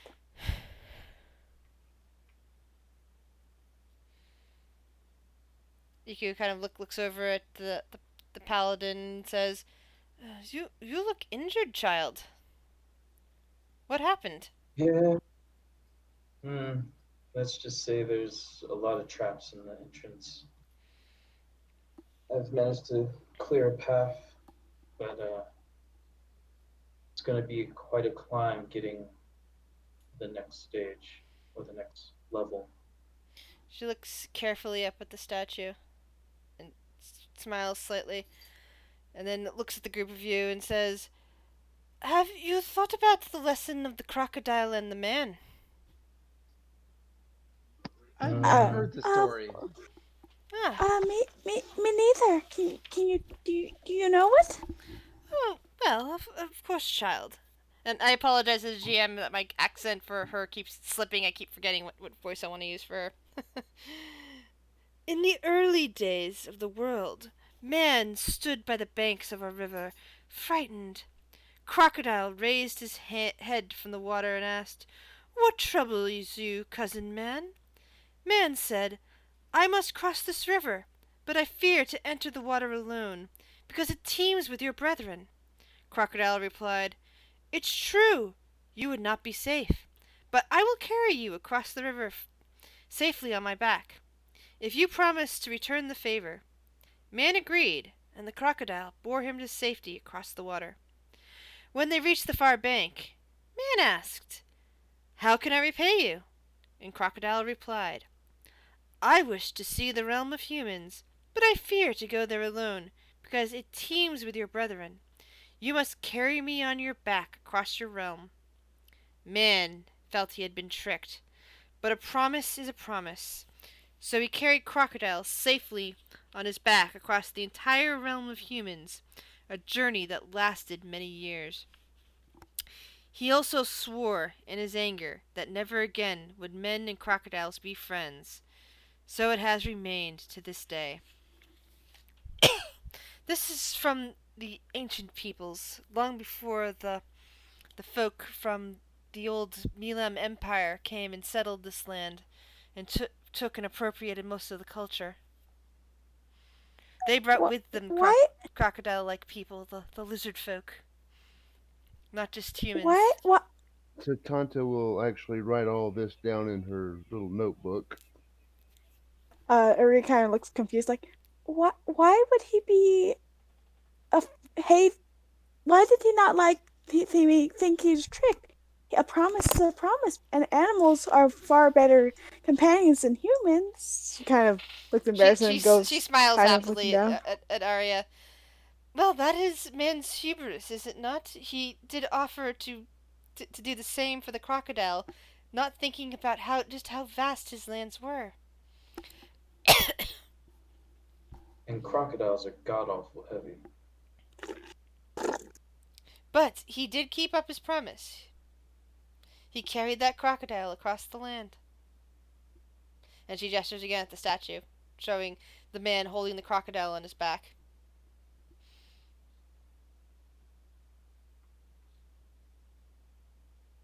Uri kind of bags her lip, looks down, and kind of glances to little one to make sure her new companion's all right and safe and happy. Little one seems to be softly sleeping. There's a little like the little puff of feathers occasionally as it exhales. Head still tucked under a wing.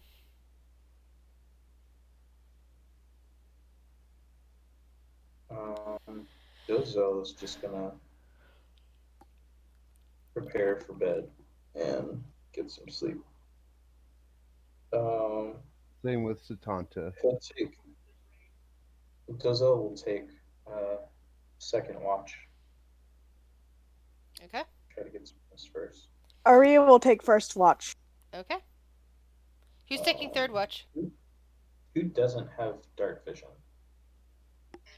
I don't have Me. dark vision. Satanta doesn't. The fur bugs, the Am I the only humans, the one with dark Goliath. vision? That's more a better question. Who in the party does have dark vision? Because I see two So I fur guess bugs. just me. Yeah, I see two fur bugs, a Goliath. What I think is a human. They none of them have dark vision. Jeez. Yeah, I'm pure human. So I guess I mean, me and the elf are the only ones that have dark You vision. mean you're just human? There's nothing pure about you, Devlin. I mean, there is variations of humans that have dark vision, but that's not me. You're not one of them.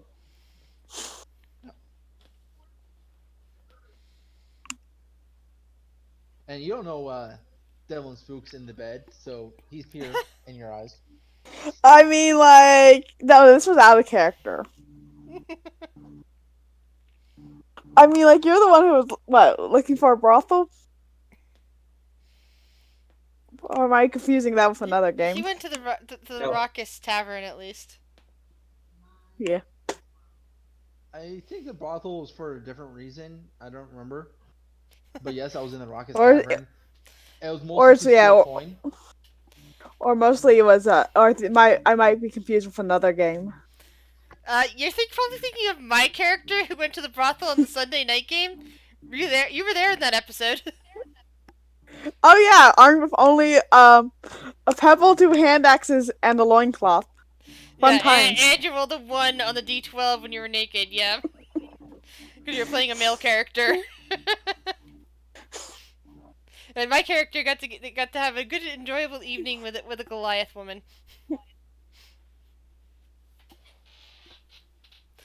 Because I'm playing a male dragonborn in that game. But anyway, so first watch. Roll me a perception check. All right, let's hope it actually does something with that +5 I have on it. Ooh, nice. You gaze off into the darkness. Just pretty much seeing only by your dwindling campfire, and you see the occasional bird, like flying in the night. You see the occasional movement in the trees of, something poking its head out to like look into a more clearing area, but you don't see anything that looks to threaten you or attack you. Next watch. Before I start my watch, I'll actually get up a little early to don my armor. Okay. And when he gets up and takes over watch, I'm gonna curl around little one, like you would curl around a baby. Aw. Well, little one lets you. Little one stirs slightly, but doesn't seem to shake you off or anything. Jeez. So yeah, you gaze out into the darkness, but for some reason you don't see anything at all. It's like pretty much you see Because it's dark. really nothing outside of the realm of the fire. Who's on third watch? Santana. Satana will take third watch. Perception check, please. The only one with dark vision, I think. No, I have dark vision. Yeah. You don't see anything really either. You don't see movement. Everything seems to be very dull and quiet in this time of pre-dawn. And who is on fourth watch? Anyone? Uncle, take it. Okay. Perception.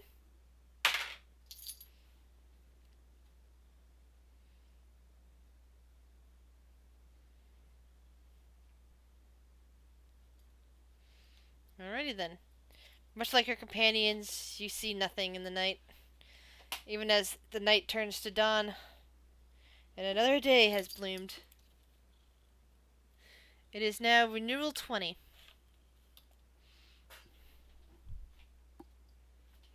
All right. I get up early. I'm trying to be the first one up, and I'm gonna go use my Outlander feature to go find some food. Like hang on, let me bring it up.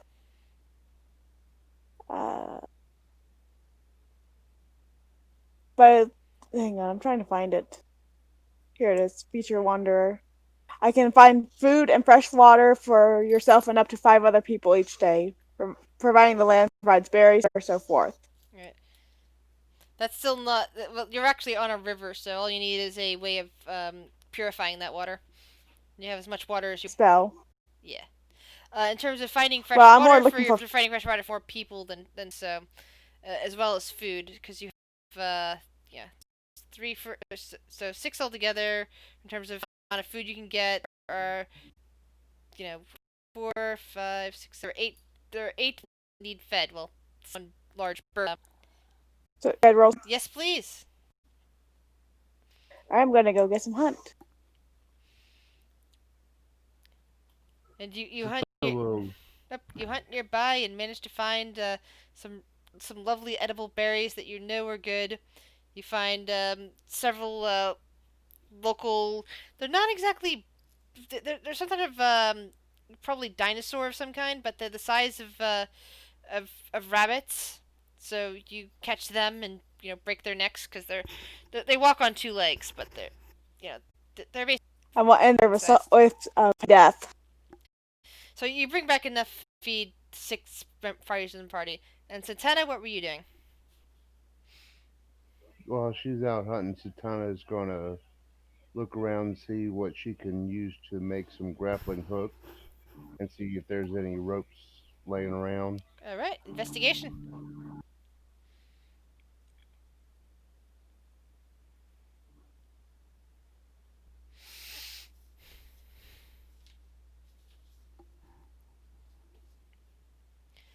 Yeah, you basically do a couple circuits around the camp, and sadly, you find no intact rope, and nothing that you could make into a grappling hook.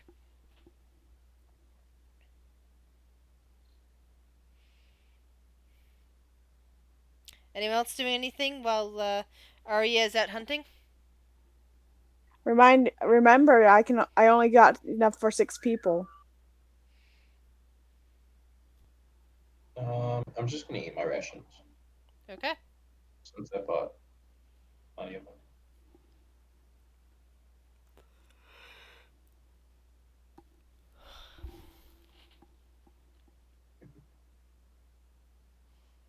So, party, what would you like to do today?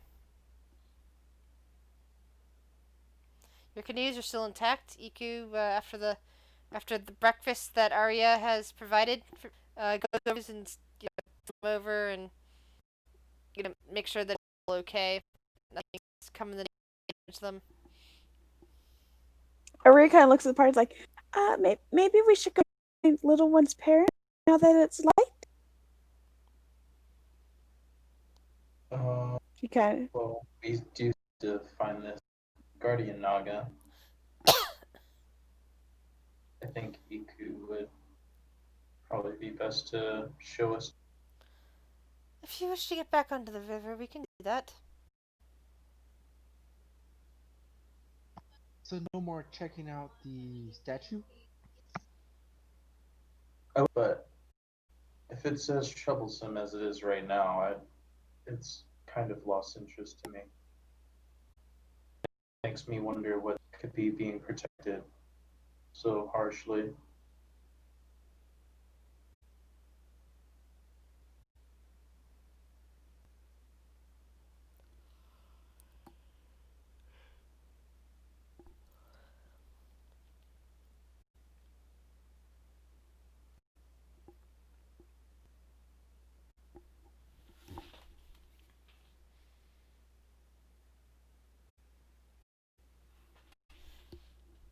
Devil's in here. And was like, So there are different routes. Some people want to get back on the water, and Devlin seems to really be interested in investigating the shrine.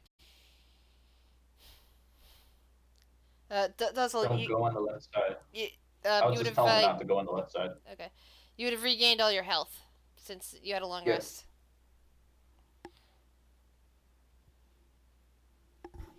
rest. While they're all talking and deciding, I'm going to take this chance to kind of. Well, no, I won't ritually cast Speak of Animals because it only lasts 10 minutes. Get a chance, maybe I will. But not right now. well, we're not leaving it now, but you can still ritually cast it. It only lasts 10 minutes and not. Just. Yeah, you can. Oh. Okay. Well, I've got nothing here left. Oh, wait a minute. Actually, wait. We don't need to find grappling hooks. I have grappling hooks. And I've got rope. I got rope too. Oh yeah, by the way, Thunk. Here you go, Thunk. I think you might need this. I gave him a portable ram. Why don't you hold on to it? I got it for you. It's free of charge for me.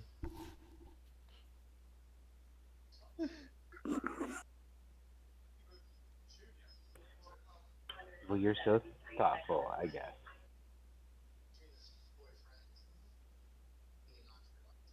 Okay. I mean, now we can break down doors easily. with a portable ram.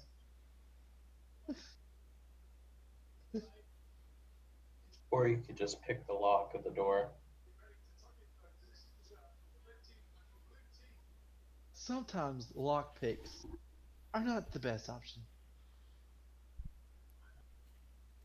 You could always throw you at the door. No.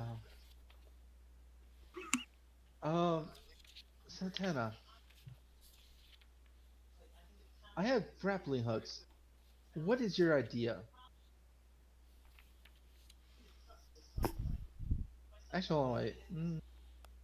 Yeah. She kind of looks at the ledges and points up at them and make a tugging motion. I will give her a grappling hook tied to a rope. Like, come on, let's go do this. And While so they're all head, doing, sorry, head back to here at least. while they're all doing that, like I'm getting water, I'm filling up everyone's. Taking that 8 gallons of water I can purify, and I'm purifying it. Oh, hang on, how much water can I purify? I can create water. I know. I fill up all the water, everyone's water skins, and I purify it, casting purify food and drink as a ritual spell, like taking 10 minutes. So all non-magical food and drink within a 5-foot radius sphere centered on a point of your choice within range is purified and rendered free of poison and disease.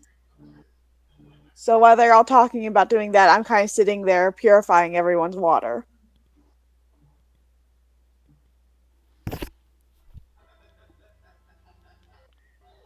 Hey Devlin, hemp or silk? Hemp.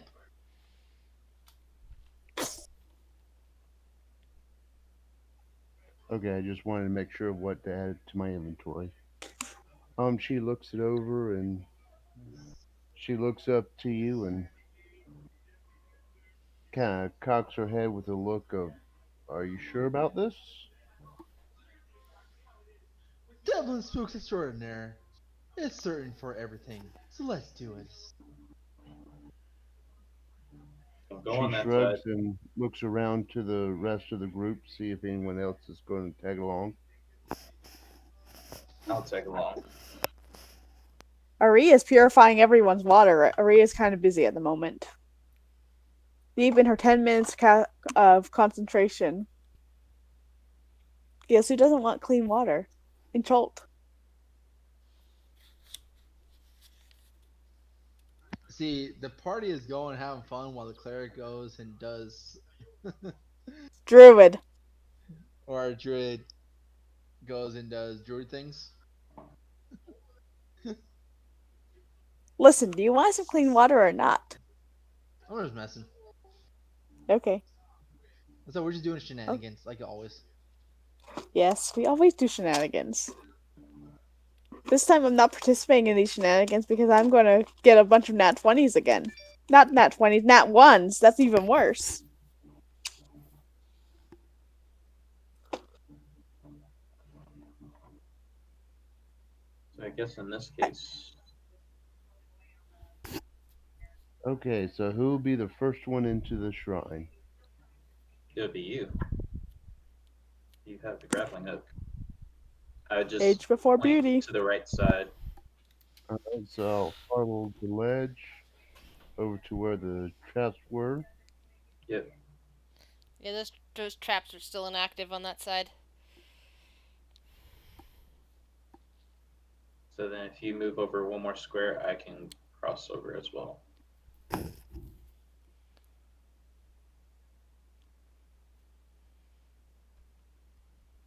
And by the way, Thuck, you spend all that time trying to clean the armor out, and it never got clean.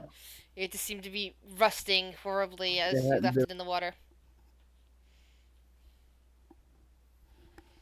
Alright, so now both of you are standing over there, looking up at this at a stepped ledge, 7 foot high, and it forms part of a where is it?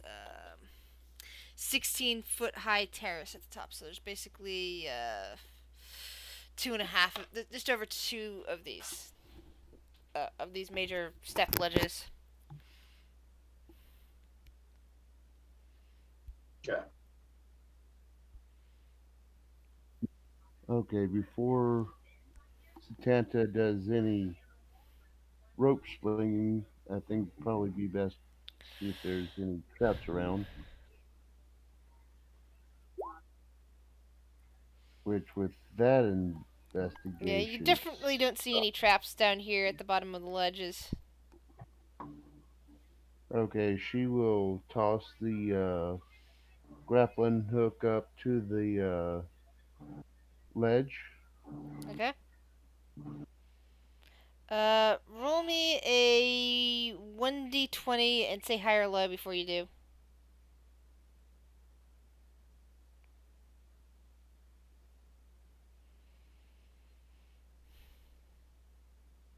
We'll go low. Okay. Yeah. I was thinking So you hear the grappling hook clang. You feel it slide and then just bounces down the ledge with seemingly nothing to catch up there.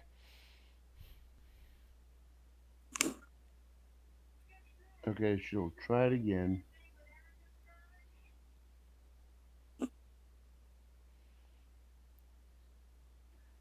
Same thing. Yeah. Once again, high or low, and then roll a 1d20. Okay, high. Oh, I'm 2 for 2 Oh, right now. lovely. Bing, boing, boink. It doesn't look like there's anything up there that can be caught and snagged for a grappling hook.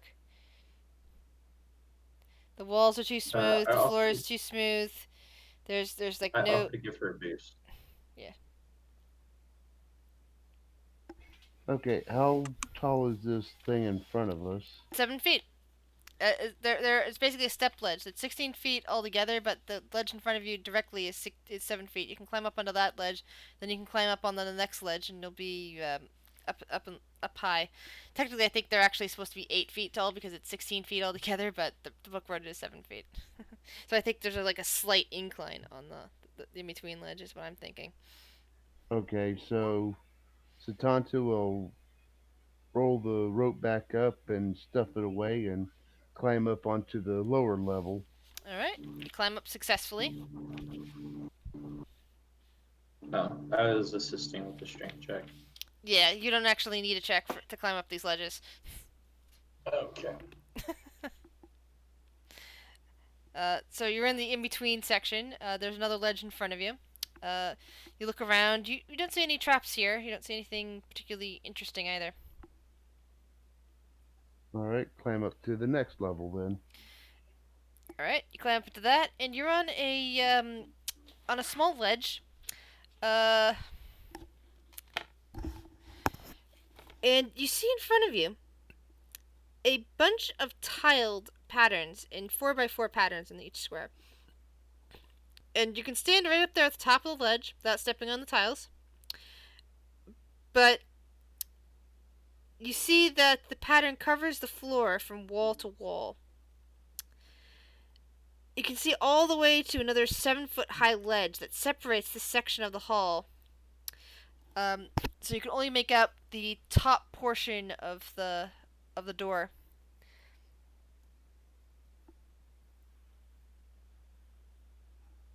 So these are each of the.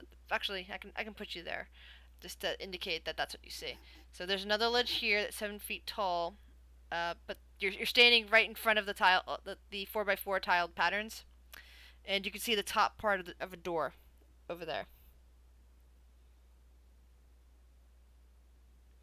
Each of the tiles has different pictures on it. Okay, Satanta will use her quarterstaff to press down on the tile. All right. Let's see here. Roll a 1d4.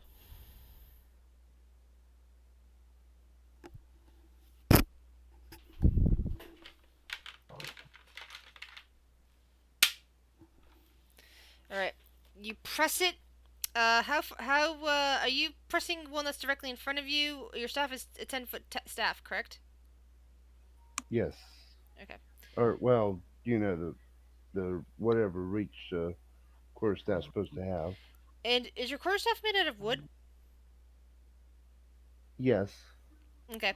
So as you press it and press apparently the wrong one, flames jut out of the walls. Roll a dexterity saving throw to see how if you can pull your staff back.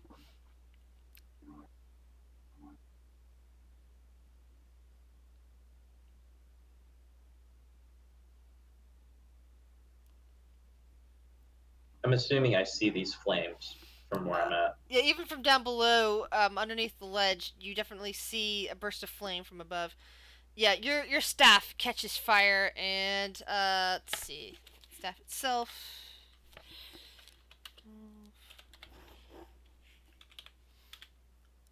That staff burn to ashes immediately.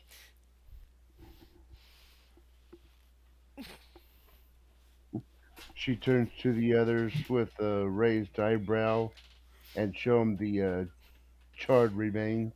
It basically just ashes just fall out of Santana's hands. Well then, um, I toss her up one of my javelins. I don't know what you pressed up there, but try not to press that one again.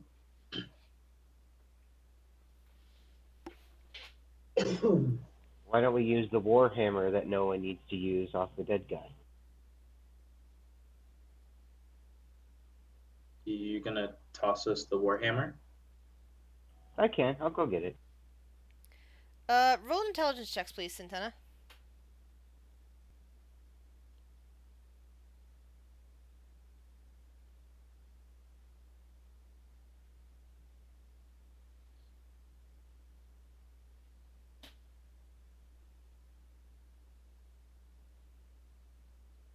Okay. So what are you doing, Paladin? Does Zell? I can't really do anything because she's kind of on the edge there. You can climb up So you can climb up to the first ledge, move over, and climb up next to her if you want. I swear, well, beyond she would have to Bleachman move over tonight, to the other side, would she not? No, no, no. Because there's not enough room to actually point this out. She's not. She's standing up on a ledge, right in front of the tiled patterns. Yeah. There are two ledges in front of you. There's one ledge that's right below her. You can climb up on that. Move over one. You won't be triggering the trap over here, and be able to stand up on the ledge above that, and after that, and climb up over there and be next to her.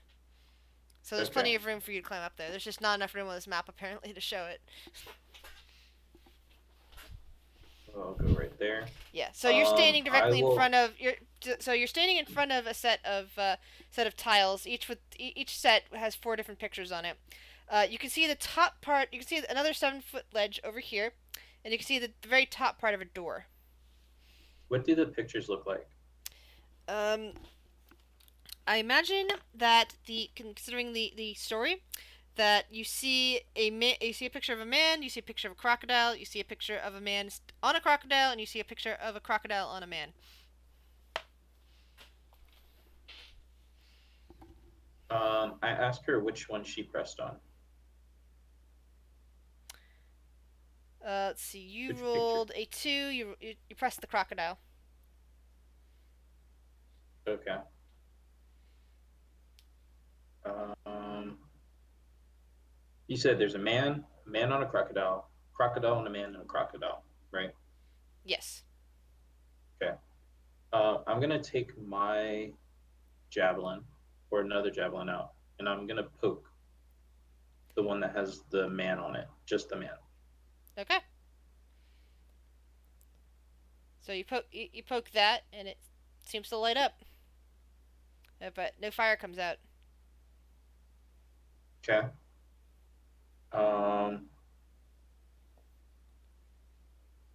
From there, I will poke crocodile. No, from there I'll poke the crocodile or the man on the crocodile. Which one? The man on the crocodile. All right. You poking it in the same four square by staying on the ledge with your Yeah, I'm still javelin. standing on the ledge. Okay. What material is your javelin made out of? Metal and wood. Wood and metal. Okay. Roll a dexterity saving throw.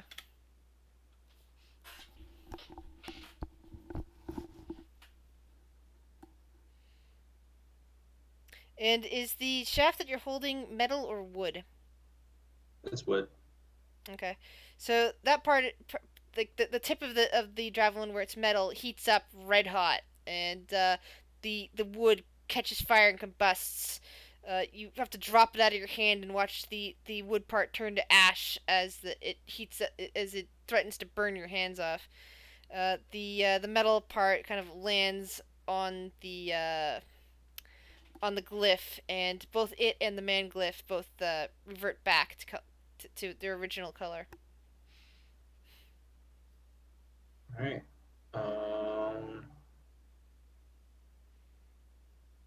Any word on that warhammer yet? Yeah, I went and got it. You can have it. Yeah, I will. Then Roll step roll an on the. intelligence check. Oh, that's not what I meant to do. Okay. Satanta thinks of the story that was told last night.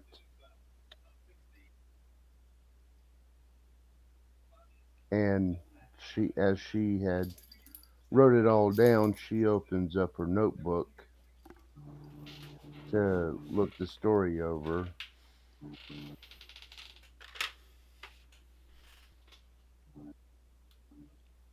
The next thing that I was thinking it would be the man, then the crocodile, then the man on the crocodile, or the crocodile.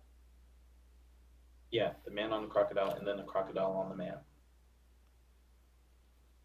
Because the man meets the crocodile. That's what I was thinking too. But So I'm that's over what there, the fire. Yeah. The only reason why I didn't do that the first time is because I was thinking initially that the man asked for the favor first to go across the river. And then the crocodile asked for the favor. So I was going to do man and crocodile after the man, and then do the crocodile and then the crocodile on the man. So since that didn't work out, I'm thinking man, crocodile, crocodile on the man, or man on a crocodile, crocodile on a man. All right. So you press or you stand on the glyph directly in front of you of this. Mm-hmm. Okay. The man. And you look around, and which one of the squares do you press the next one? The one in front of you? I'm sorry, the one underneath of you, the one in front of you, the one that Santana is standing on, or the one over here? So the first one I'm gonna do is the man again, So and then I'll do, So you step first on the man. Okay. and then, I mean, I'm still not gonna stand on them. I'm just gonna trigger it. Okay, so you're not stepping on it. Then What are you triggering it with? the warhammer. Okay, so you're only touching the ones in front of you?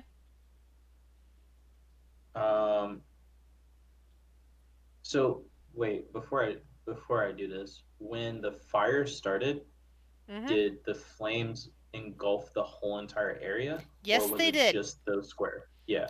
All four squares. Pretty much only Yeah, the that's what I ledge thought. was spared. So what I'm gonna do is I'm going to trigger the man. Okay. It lights up. Doesn't do anything else.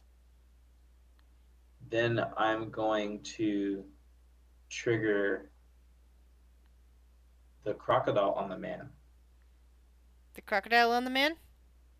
Mm-hmm. And you're doing this with a warhammer. Yeah, I toss it. Well, that's the one in the far corner, right? There are You four said it was square. here. There's 4 squares, one on each of the. Basically, each square has 4 tiles. Yeah. Of the repeating. So Of there's the 4 repeating of them pattern. on each tile. Yes, there's all 4 of them on each tile. Oh, sorry. Oh, so I don't There's have 4 to go tiles anywhere on each for it. on each square. Okay, so I could just do that literally on my own thing then, right? And if that's what you want to do, and now you're touching it with the warhammer. Yeah. All right. Roll me a dexterity saving throw.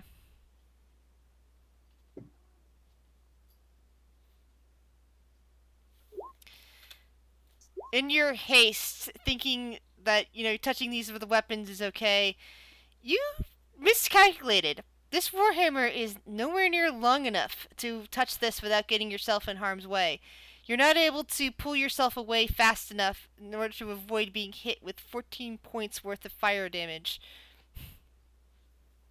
You said it was right in front of me though. It's it Great. you're on a narrow ledge. There are basically four tiles in a 5 foot in what is it? I'm having trouble doing math. In a 5 foot square, there are 4 tiles. You already pressed down one of them in that area, and then you're reaching over to across that one to press down one that's across from it. Like 2.5 feet. But unfortunately it's not directly in front of you, so that you have to lean in a bit, and you're basically right in the fire range. But the warhammer's pretty long, isn't it? I've always looked at a warhammer as being something small. Wait, show me a picture of a warhammer, because I might be mispicturing this in my head. The warhammers are two-handed weapon. Do you have sorry, I'm trying to look for a picture of a warhammer because I think I'm misthinking about what a warhammer looks like.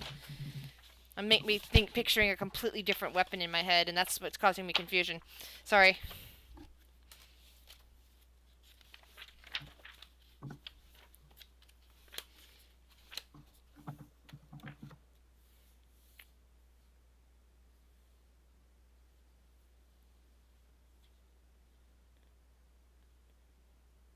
It doesn't say it doesn't list its size, but on that page, hold on. I think there is another page that actually lists links to these weapons.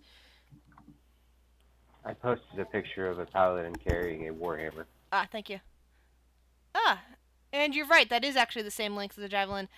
Unfortunately, that does happen to also have a wooden shaft. So much like the much like the javelin, the warhammer shaft catches on fire. Unlike the javelin and unlike the other staff, it does not incinerate, but it does char, and basically any type of swing that you wish to do with that weapon would be negated by about 4. It'd basically be a warhammer -4 at this point in terms of attacks. Not in terms of damage, because the head is still intact, but the shaft of it would cut down on your ability to actually swing it. That's fine. I wasn't planning on using a warhammer anyways. Okay.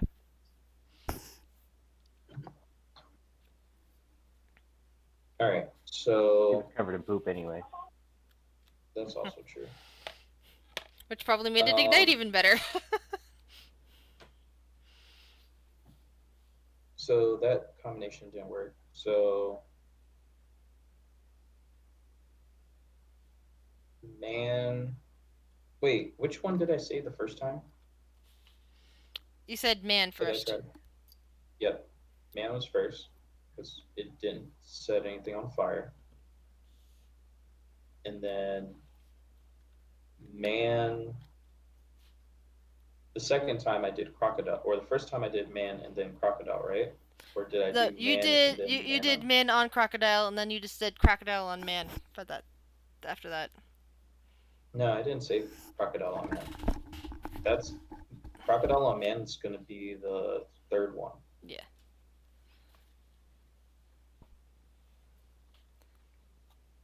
Also, roll an intelligence check.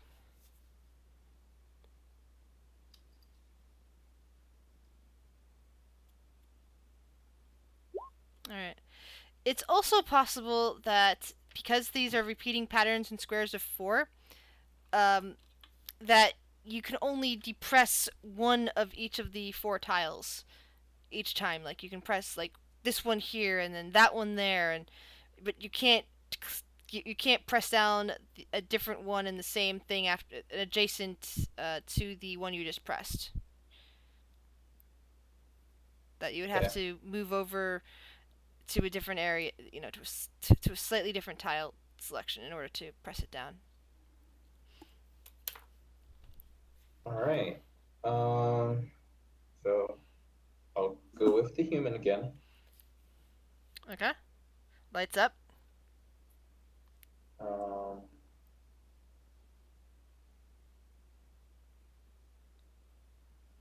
and then I guess for Santana's side, I would ask her to press the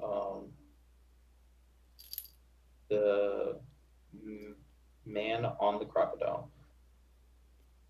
What are you gonna press it with? I would hand her the warhammer. All right. Do you accept this and try it, Santana? Sure. All right. Dexterity saving throw. Jeez.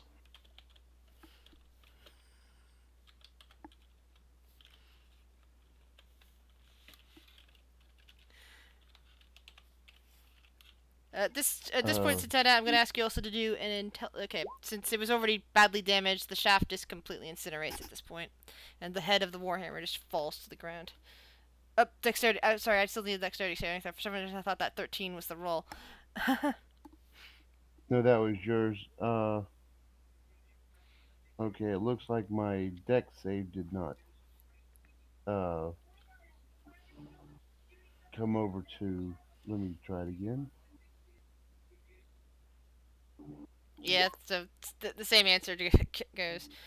So I would also like you to roll me an intelligence check, please, Santana.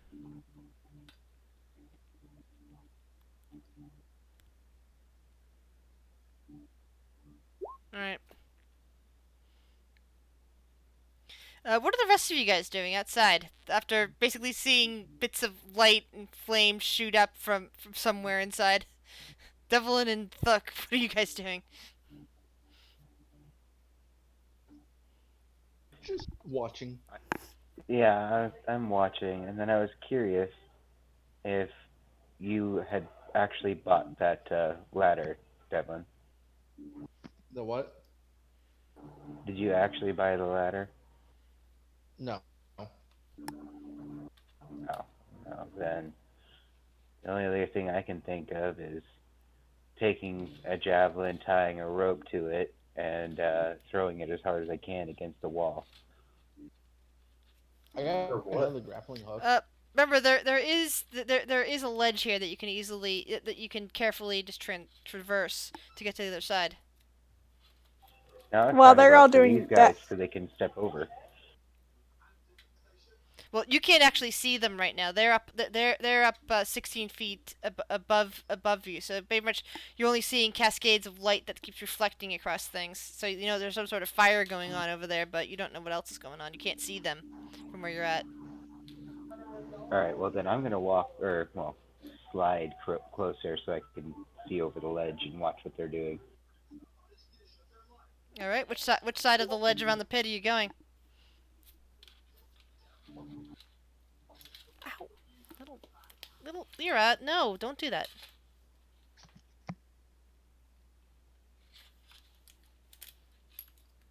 What the? Did you see where I was highlighting? Oh, sorry, I just realized that got. Heck, I was like wondering what the hell happened. hold on. Sorry, can you hide There it that is. again? Yeah, you can go. You can go along that ledge. Sorry, I forgot that it got put on the token layer when I moved it instead of the map layer. All right, you climb up All right. the ledge a bit, and you see Santana above you. Yeah, she would be too small to stand on if you wanted to get up there, but you could probably lift her up and put her on your shoulders if you wanted to stand there and look out at the tiles. Well, if the ledge is 7 feet and I'm 8 feet tall, I don't even have to do that. I can Well, just then look through the legs. you're looking at her feet, but you can't really make out the tiles from where you're at. Well, no, I still gotta suggest taking a javelin and throwing it into the wall and having them just use the rope to climb across. Okay. That would be probably a difficulty considering that Santana is in your way. I'll just tell her to move. She has nowhere to move unless she wants to get on your shoulders from where you're at. Good point. I'll move.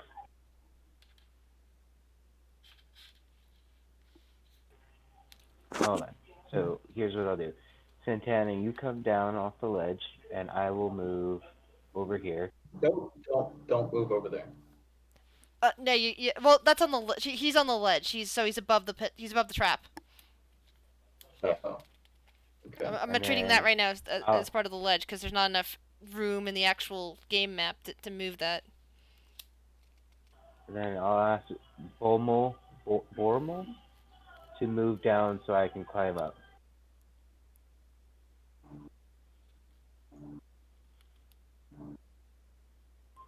Okay.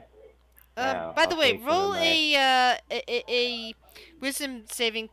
Sorry, a wisdom a perception check, please. As you're gazing out at the ledge across and you see the door beyond that. So that's your perception check. You notice that there is a faint glow at the bottom of that door that would have been invisible to your companions because they are much shorter than you are. But you can just barely see it. And what you're seeing is the shape of a man. Much like the tiles in front of you. In the glow? Yep, in the glow.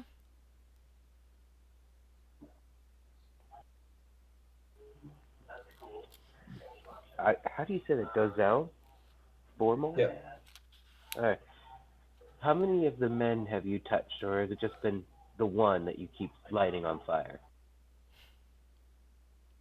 So far, it's only been that one. So I was thinking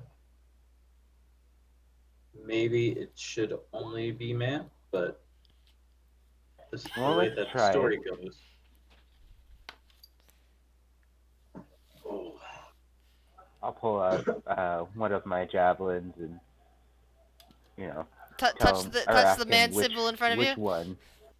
Because there is the Yeah. man symbol, there's the crocodile symbol, there's the crocodile and man and crocodile, all those. So you touch the the man symbol in front of you. Yeah. All right. You see another symbol light up underneath the door, just barely, almost like out of their perceptive range, and it appears to be a crocodile.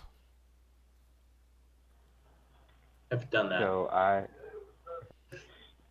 So I'll look at the next tile in front of me and Are you looking at the touch ones the directly crocodile. in front of you, or a different one? Because there's basically the- four the sets next set. four sets of tiles. Okay, the one in front of you that you'd have to step on the man tile to get to, or the one that Dozel is standing in front of. I will step on the man tile and tap the one in front of that one. All right, that tile lights up, and you can see the next symbol on the door. This one is man on crocodile, and you are And now. I'll step on the crocodile. All right. On which of the four sorry, which of the four squares? The one that Dozel's on, or this one over here, or this one, or the one that you're originally on? So I was stepping on the man one, right? Which You is stepped like on right man here. there, and then you stepped on crocodile over here. Okay, then I will Oh, step this on one. crocodile there. Wait, crocodile And here? yeah, I'll No, Because you see over because here. man's here, crocodile's here. Man on crocodile, crocodile on man. Do you follow those instructions? yeah. So I will touch this one next. Well, I can touch it since I'm right there. They As each of another them gentleman. each of them lights up, and it seems that you now have a clear path on those tiles that are safe safe to stand on one at a time to get to the ledge. All right. Well, then I'll climb up the ledge. All right, Same.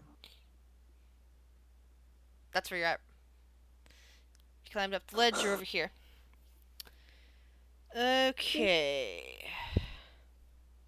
And The then ceiling here is almost will follow. the ceiling here is almost to your head, and there's only enough room for the two of you up on that ledge. The ceiling is only 9 feet tall.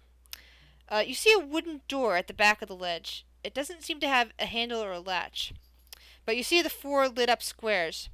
Uh, there are 2 at the top and 2 at the bottom.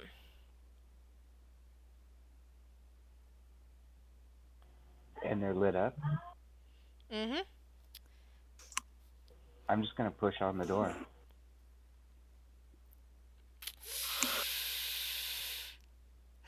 Both of you need to roll Constitution saving throws as a thunder wave comes whipping out of the door. Kaboom! It rattles all throughout the hall over here. Devlin and Satana, you both hear it. Arya outside, roll perception check. Why would you do that? Alright. Why not? Alright, so Jay, you take half damage but don't go anywhere. You're still up there on the top of that. Thuck, you take full damage and you get flung back onto the much more dangerous puzzle floor. All right. I will Hold use on. my ability. Which ability? Oh, I'm only taking 6 damage. 6 damage from that, then you get flung down here, which then triggers a fiery explosion. Okay. I'll take my 6 damage from that and then go ahead and roll that explosion. Oh Shoot. Oops. Man down? So some stones endurance is gonna happen.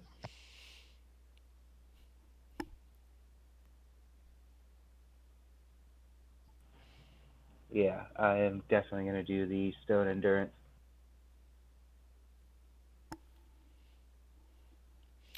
Alright, Stone's Endurance. That brings you up to 1 hit point. Is that correct? It reduces damage dealt by 1d12 plus 3. Alright, can I see the full text of that, please?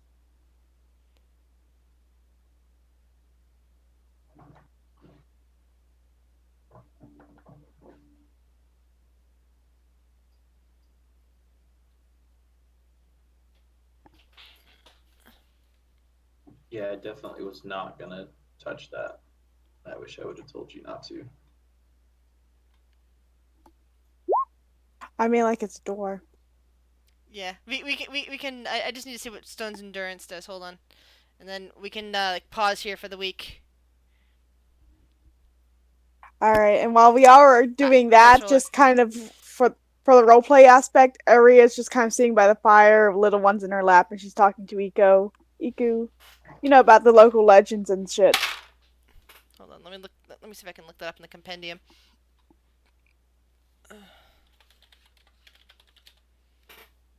So you're talking to little one. Your companions are nearly getting themselves killed. Fun. While they're while they're all getting killed, I'm just talking about, you know, stories and shit.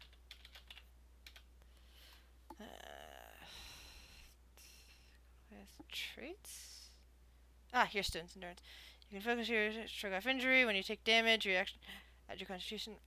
Okay, cool. So roll a d12 plus your Constitution. Because you took 6 damage, which brings you down to a 19. So roll a 1d12 plus your Constitution.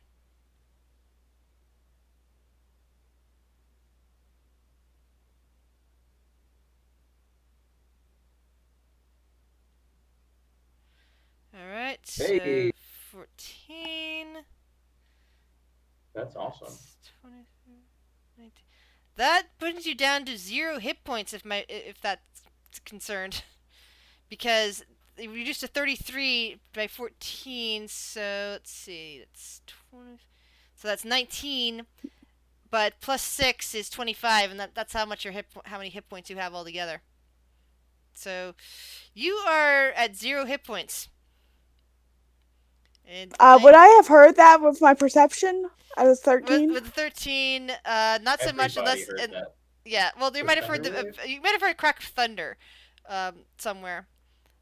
Unless I mean, Alright, so I'm Devlin kind of looking up. and Santana decide they want to start yelling for help, because the Goliath is now just barely on the ledge over here, having been burned and dropped to 0 hit points. But can we see the Goliath? Is the question. You probably see his arm draped over the side of the ledge, because he rolled a bit when the fire hit him, and he's now in a safe spot instead of constantly triggering the trap. So, a thunderous boom, audible 300 feet. Okay, so Everybody yeah, in the vicinity heard it. so yeah, or yeah, you definitely heard a thunderous boom, but Yeah. I'll save my reaction for next time. I guess everyone in the vicinity heard it. yeah. So we're gonna close there and start off next week with rescuing your Goliath friend and such. All right. Well, I'm really hoping I'm here for that next week, but I gotta get out of here and go to bed. Not next week. Sorry, 2 weeks from now, because next week is Dragon Con, right? Yes. Yeah. So I don't want. Yeah. Yeah. So All right. Well, probably don't want to I'll run see during y'all in. Dragon Con. So 2 weeks. All right. I'll see y'all in 2 weeks. Hope you guys had a good time. Bye. Yep. Night, everyone. Bye.